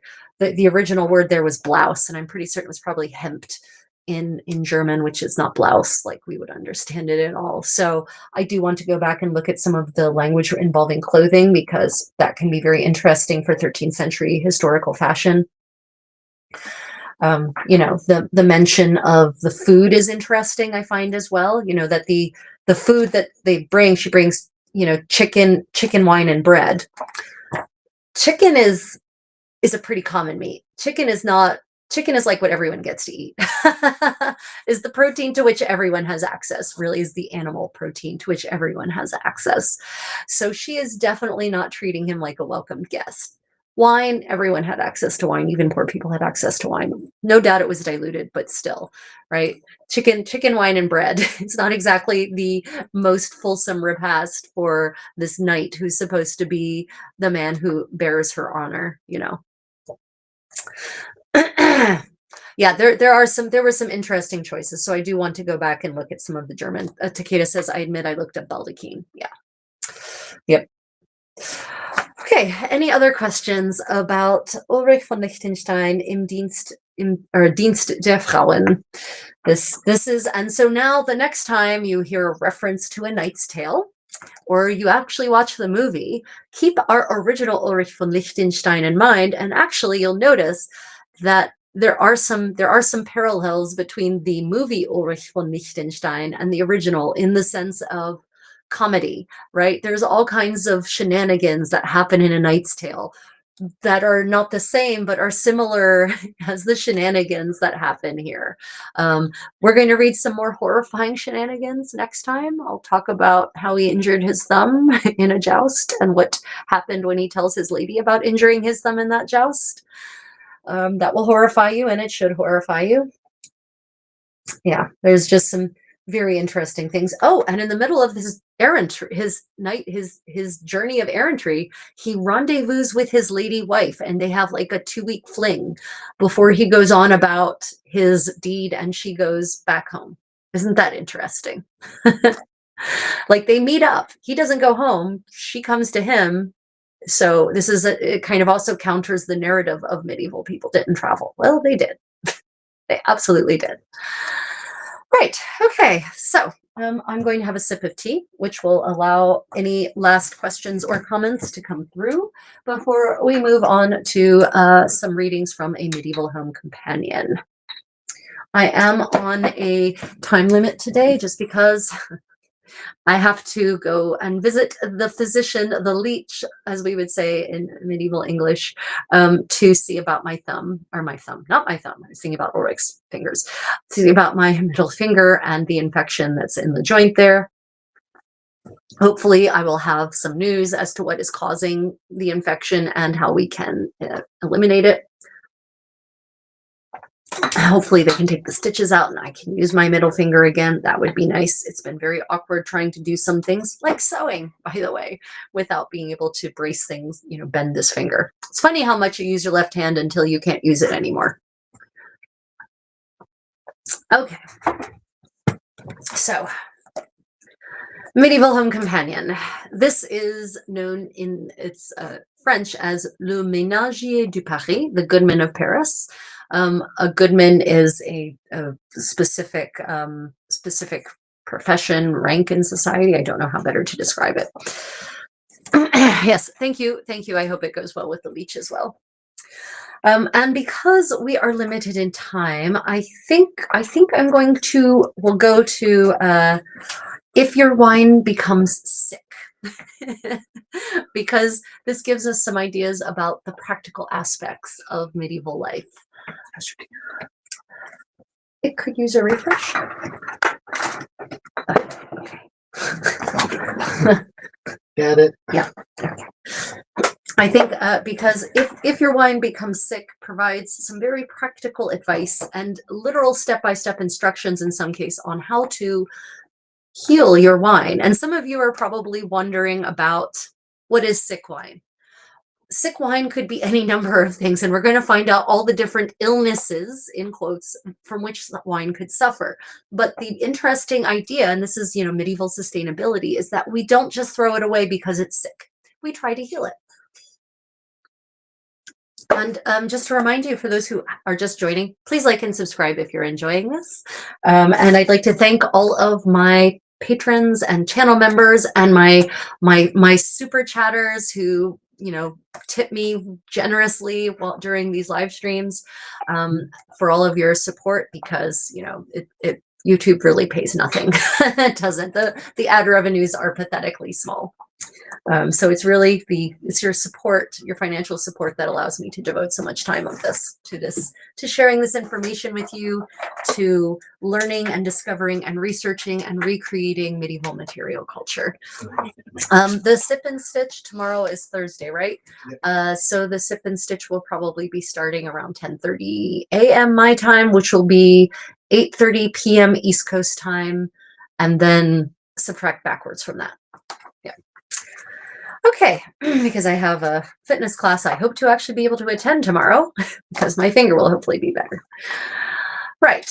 Okay, so this book, Le Ménagier de Paris, again, really quickly, it's advice from an elderly husband to his brand new bride, who is probably in her late teens, maybe 20 at most. And he's providing her with this massive compendium of advice on how to lead a good household, how to be a good wife, how to be a good mistress of the household, how to cook, how to clean, how to do every aspect, because he knows he's not long for this world, and he knows she's going to get a second husband probably. And so he wants her to be able to to not only survive but thrive after he's gone, and to do well with the second husband, just in case he's not as nice as the first one is. So here we have a chapter entitled If Your Wines Become Sick. Now, let me go back to what I was talking about before and say that your steward should be aware that each week he must have your wines, verjuice, and vinegars inspected and tasted, and your grains, oils, nuts, peas, beans, and other supplies looked at. And as for wines, if they become sick, it is necessary to cure the maladies in the following manner. If the wine is moldy, in the winter, he, the steward, should put the cask in the middle of a courtyard on 2 trestles so that the frost strikes it, and it will be cured. If the wine is too tart, he should take a basketful of very ripe black grapes and throw them whole into the cask through the bunghole, and the wine will improve. If the wine smells of sediment, he should take an ounce of powdered surmountain and an equal amount of powdered grains of paradise. Put each of these in a little bag and make a hole in it with a stick, and then hang the 2 little bags inside the cask on strings and plug up the bunghole well. If the wine is oily, take 12 eggs and boil them in water until they are hard. Oh, I can't believe he says this. Discard the yellow. I'm confident he doesn't really mean discard it. Just don't use the yellows. Leave the whites and the shells together. Fry them in an iron frying skillet. Put all this hot into a little bag, pierce it with a stick as above, and hang it in the cask on a string. Take a large new pot and set this egg mixture above an empty trivet. When it is well cooked, cut it up in pieces and throw them into the cask. This will cure the oiliness. To remove the red from white wine, take a basketful of holly leaves and throw them in the cask through the bunghole. If the wine is sour, take a pitcher of water and throw it in to separate the wine from the dregs. Then take a dish full of wheat, soak it in water, throw away the water, boil it in other water until it is just ready to burst, and remove it.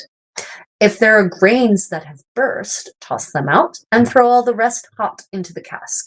If the wine doesn't come clear with this, take a basketful of sand well washed in the Seine. Do that now. Throw it into the cask through the bunghole, and it will become clear. To make a strong wine at vintage time, stop filling the cask when there is still room for 2 sextiers more, and rub all around the bunghole. Then it cannot run out, and it will be stronger. To draw wine from a barrel without letting air in, make a little hole with a drill near the bunghole, and put over this a plug of oakum the size of a small silver coin.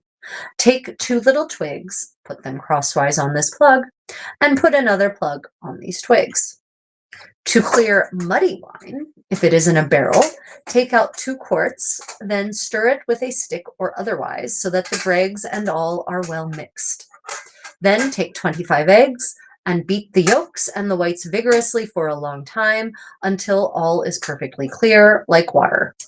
Throw them in immediately after a 1/4 pound of beaten alum, and then right away a quart of clear water. Stop it up, or otherwise it will run out the bunghole.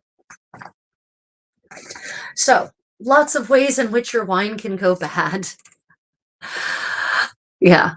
So we've got, so I'm going to go back and look at the comments, and then we're going to go through section by section and talk about what all of this actually means. Thursday is day after tomorrow. Sorry, Thursday my time, everyone. Sorry. It's Wednesday for me, everyone. Thursday is tomorrow to me. Remember, I'm in the future. I'm in Korea. Yeah. So Wednesday evening, 8:30 p.m. Wednesday will be the next medieval sewing party. Using eggs to teabag the wine. Yep, exactly. That is exactly what's happening. Shell Backbow says he sounds like the type of guy who would be good at horseshoes and cornhole. Yep. No doubt. Okay, so if your wines become sick, as you can see, there are many ways in which wine can go off, as we would call it, but unlike today, where most people would just discard their off wine, they would not do that in the Middle Ages. Oh, you're in Japan. Hello, I'm in Korea. We are very, very close to each other. Wonderful. Thank you for joining me from the land of the rising sun. Okay, now let me go back to what I was talking about before and say that your steward should be aware that each week he must have your wines, verjuice, and vinegars inspected and tasted, and your grains, oils, nuts, peas, beans, and other supplies looked at. So this is very interesting. It tells us a couple of things about a medieval household. First off, I want you to discard the idea of a single person or a lone couple living in a household. All medieval households were multi-generation, were multi-member. It was multiple people living in a home. And most people, even peasants, had at least one servant. Okay, obviously the servants didn't have a servant, but there were servants. And in a middle-class household, there were multiple people, multiple generations living there of the master's family, and also their stewards, their servants, their cooks, pages, squires, right? It's a very big deal. And so that means a very big operation, which means that you have stores of food, of things that could be stored in the larder, dry goods. And what most modern people forget or have never known, actually, in many cases, is that grains, oils, nuts, peas, beans, all of these can go rancid. They can go off. Nuts, the oils, especially nuts that are high in polyunsaturated fats, will go rancid. And they will get infested with all sorts of insects. And so this acknowledges that once a week, the steward should go through and inspect wine, verjuice, vinegar, grains, oils, nuts, peas, and beans, because all of these things can develop a host of problems, some of which can be healed, as we just went through, if your wines become sick, some of which can't. If your nuts and oils go off, that's it. There's nothing you can do for that. Grains too. Once your grains go rancid, and the thing that makes grains go rancid is the bran. It's the oils in the bran that go off, which is why whole grain flour will go rancid ground up. Well, flour is automatically ground up. Ground whole grains flour will go rancid much faster than ground white flour, right, with the germ removed, because the germ is where the oil is, and that's what goes rancid.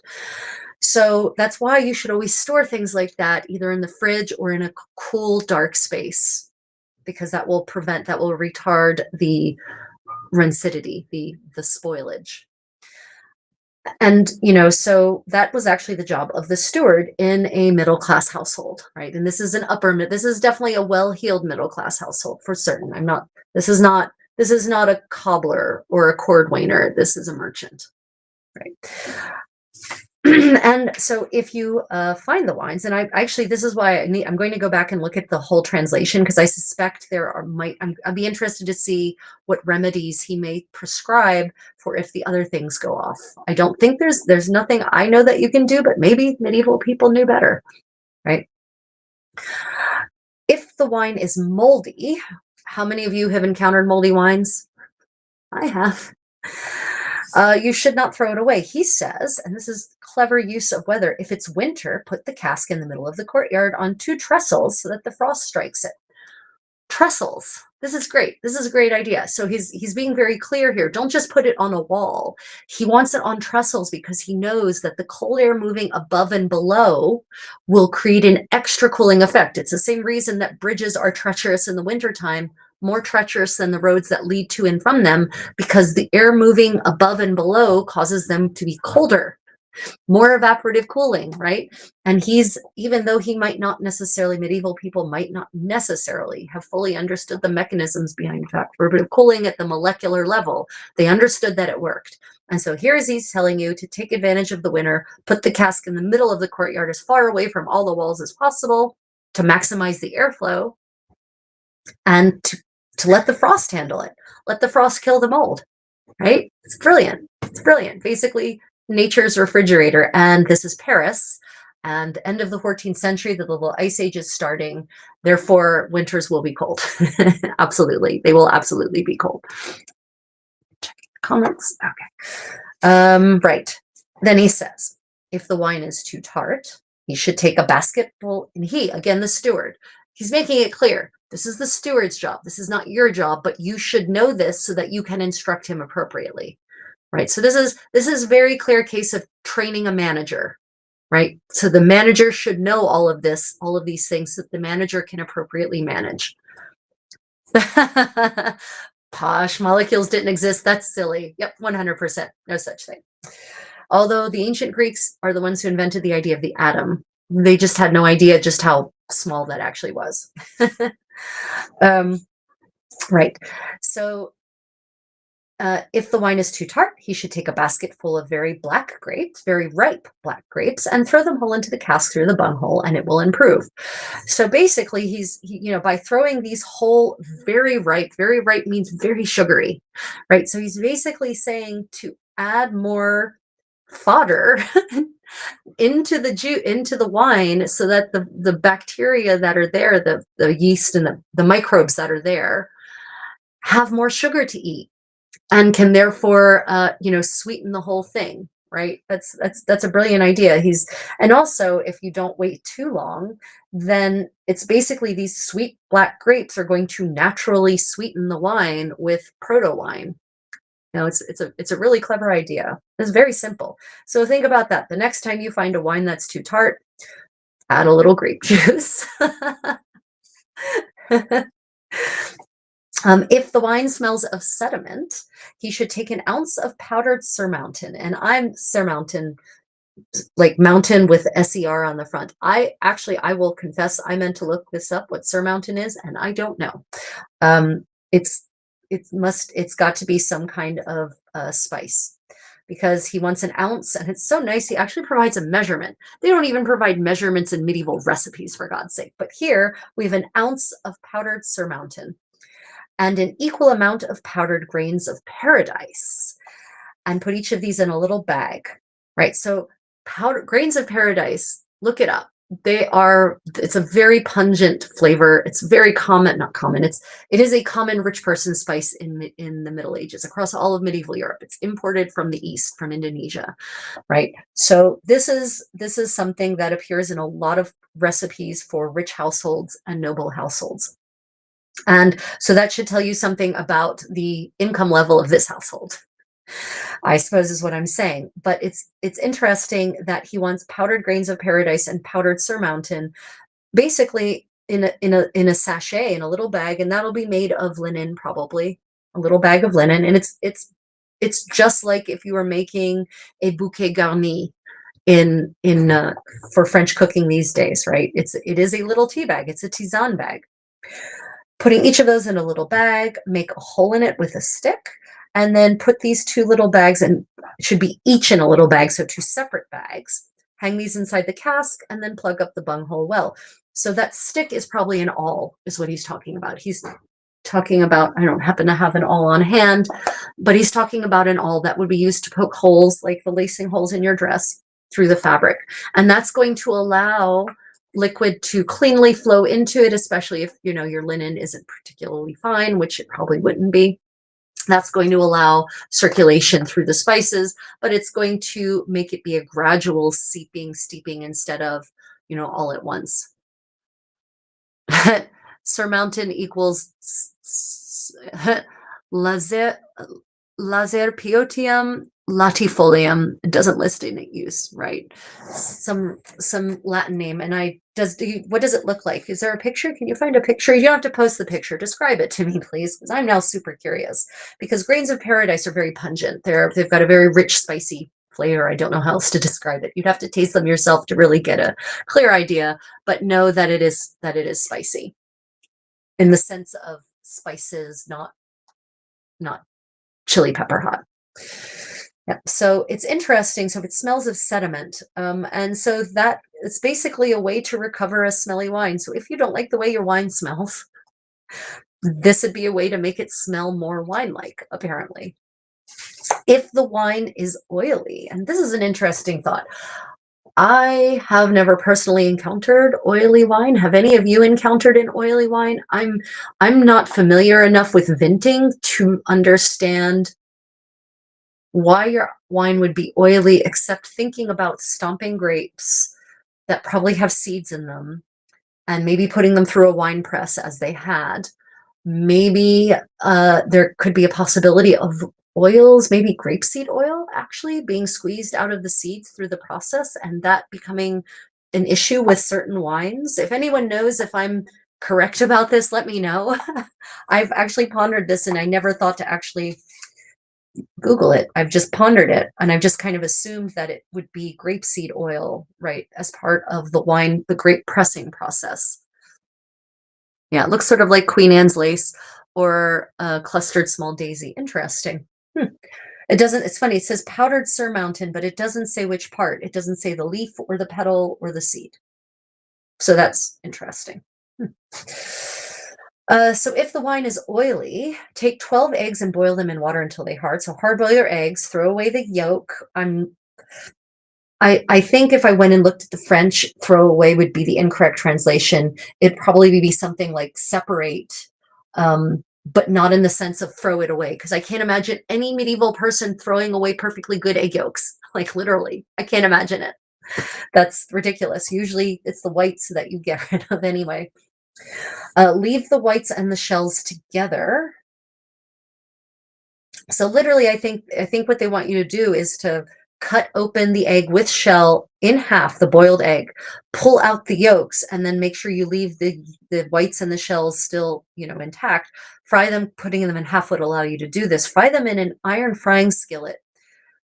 That's really interesting. I wonder what that's about. The frying of the whites, of boiled whites. Put them hot into a little bag, pierce the bag with a stick, again and all, hang it in the cask on a string. Now the whites, cooked whites, absorbing the oil from the wine. That is an interesting thought. I know that egg whites were used in the Middle Ages to clarify soups. They were used to clarify salt, actually. If you had salt that was dirty, you would put the salt you'd boil up the salt and you'd add whites, and the whites would actually pull out the black, the grimy parts of the salt would actually clarify it, and then you could dry it, and then you'd have white salt.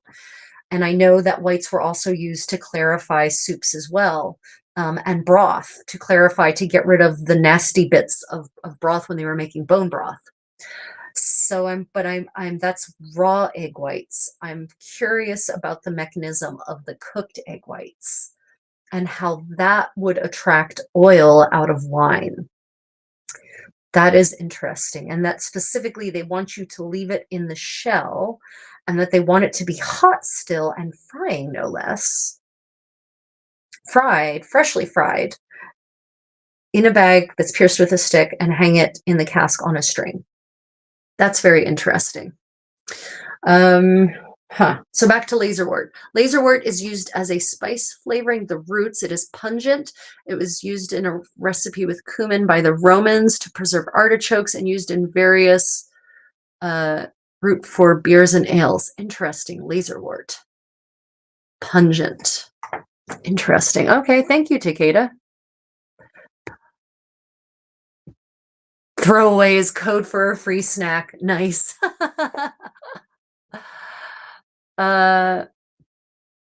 Oily wine can be from crushing or from resins in the barrels. Ah, interesting, Takeda. Very interesting. That's what I was wondering. So I wonder how the white would pull the oil out. That's very interesting. Right. If you get right, so you're talking about oily, like resins from the barrel seeping into the wine. Okay, I can see that. Okay, next, take a large new pot and set this egg mixture above an empty trivet. When it is well cooked, cut it up into pieces, throw them into a cask. This will cure the oiliness.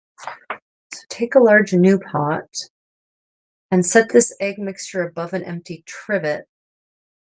That's interesting because it says to hang it on a string in the cask on a string.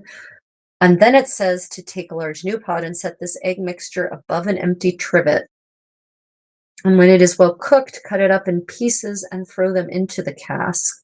And this will cure the oiliness, which is separate. This seems like a confusing set of instructions. Like there's two set of instructions that got mixed up here.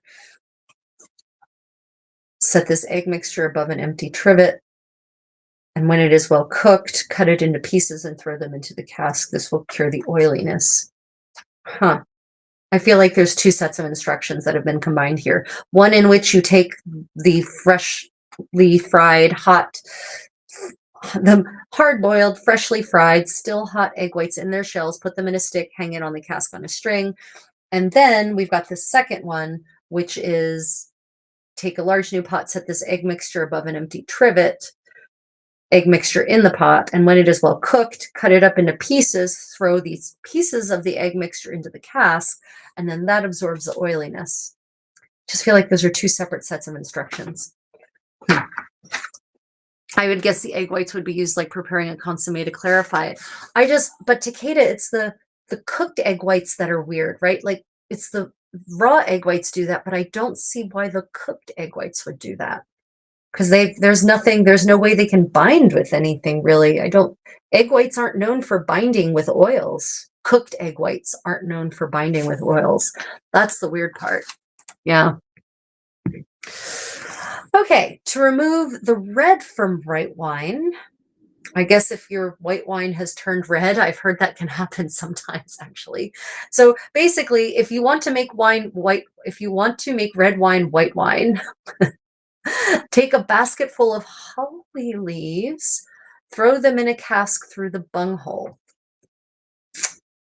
So holly berries are toxic, like extremely toxic. I don't know about holly leaves being toxic, but that just seems a little bit dangerous. And I'm not certain what the holly leaves would do. I'd almost want to experiment with this. Get a bottle of red wine, toss in holly leaves, and see what happens.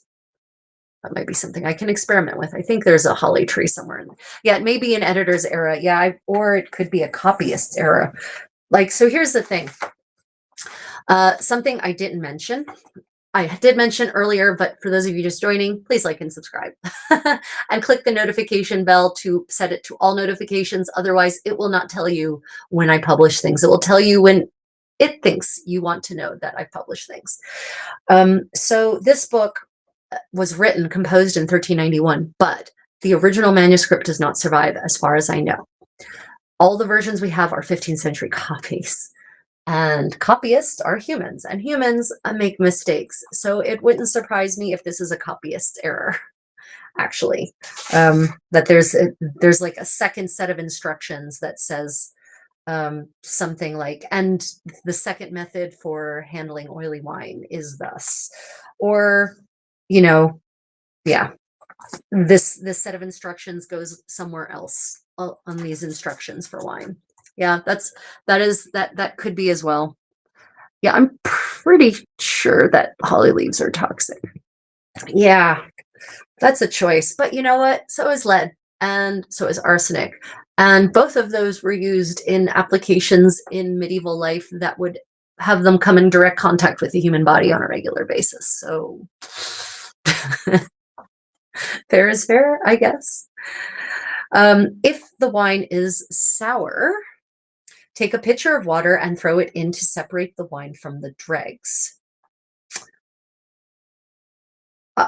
I have mixed water with wine. I mean, literally just pour water into the wine, and I've never seen it separate anything from anything.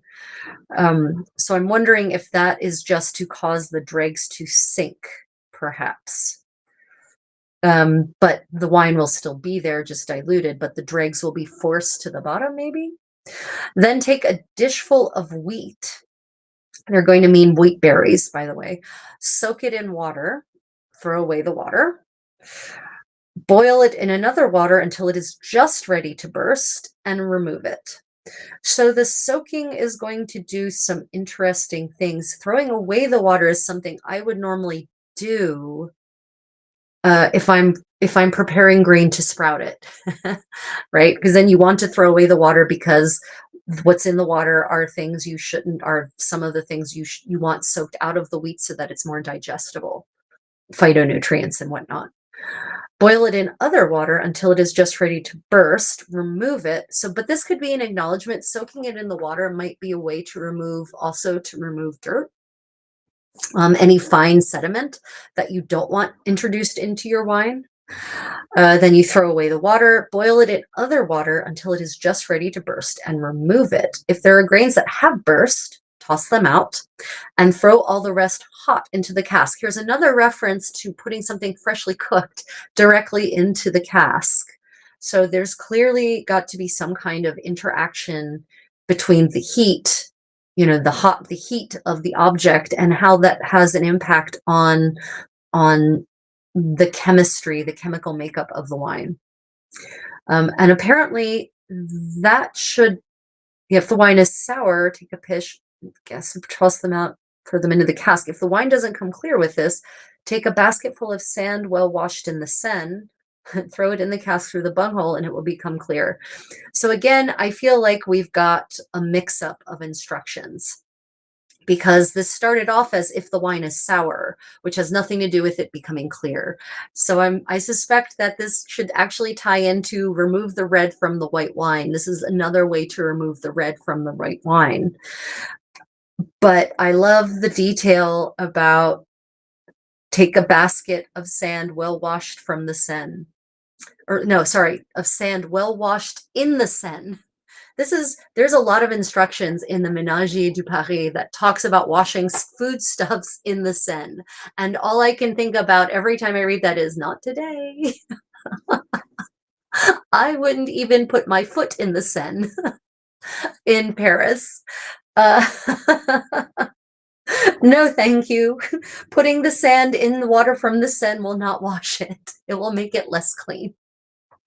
But apparently this tells us that in this time, water from the Seine was actually clean water. So that tells us also that in the late 14th century, the Seine, as it flowed through Paris, was not a disgusting river, as some people claim it was.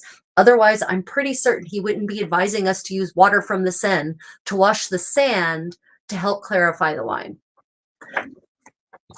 Yeah, Shellback Bean says in reference to adding the hot egg whites or the hot wheat berries, that it sounds like cold crashing. Yeah, so says cold crashing is how mead makers clarify their mead by refrigerating the mead, causing the sediment to crash to the bottom. Oh, interesting. Thank you for sharing that. I knew that some of you out there who are more who are involved in the production of wines, spirits, and other fermented beverages would have an idea, right? So the cold will cause the dregs to sink to the bottom. Very interesting, which also means that maybe by introducing the hot sediment, I wonder, interesting. The contrast. Hi, Chimi. Oh, it's time for Chimi to come and sit in my lap. Okay, so everyone, we are at our time limit for the day. If you are watching this as a recording, if you have questions and comments, do leave them in the comments.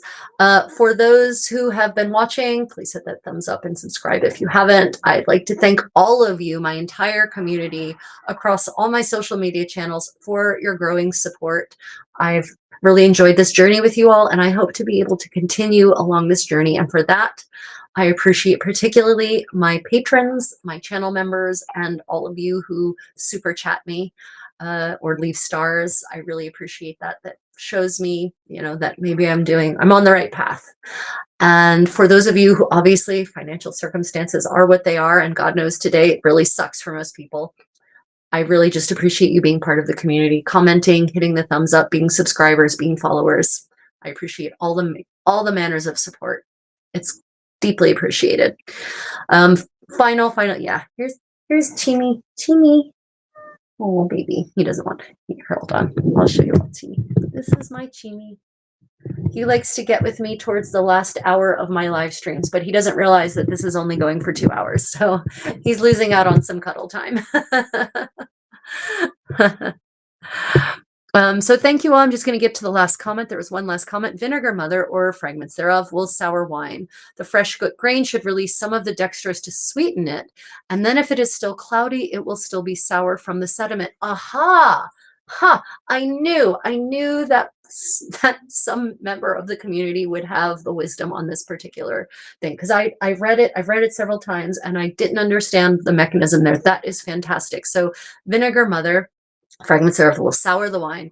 The fresh cooked grains will release some of the dextrose because, of course, the starch has converted to sugars, dextrose in this case, which will sweeten it. And because it's hot, it will be more accessible. Because, of course, grains, if they cool, they will retrograde, and the sugars will retrograde back to starches. Some of them will anyway. So if it's hot, all those sugars are still fresh, which is fascinating because, again, medieval people wouldn't have understood necessarily about the sugars retrograding back into starches, but they would have understood that if you cook grains, that when they cool, they get hard and less sweet. So here is an acknowledgement of that reality, that that chemical property of grains, and how one can leverage those chemical properties to improve, in this case, wine. That is fascinating. Shellback Bean, I really appreciate your contributions today. I really do. Thank you so much. Fantastic. Okay, everyone, then I am off. I'm off to the doctor. Wish me good luck that they have an answer and not just what I've been getting lately, which is the bullshit. Oh, well, you're 45 now. Your skin is old, and so it's probably just eczema. Literally, that's what I'm getting told, and I don't believe that for a minute. So yeah, I hope they have an answer with a bacteria or a fungus that they can actually treat so that the joint doesn't just get infected and arthritic forever. Okay, everyone, I hope to see you at my medieval sewing party tomorrow in your respective time zones. Have a lovely afternoon, morning, evening, wherever you are in the world, and may it be filled with learning and fun of the most beautiful, creative type. Until then, everyone, farewell.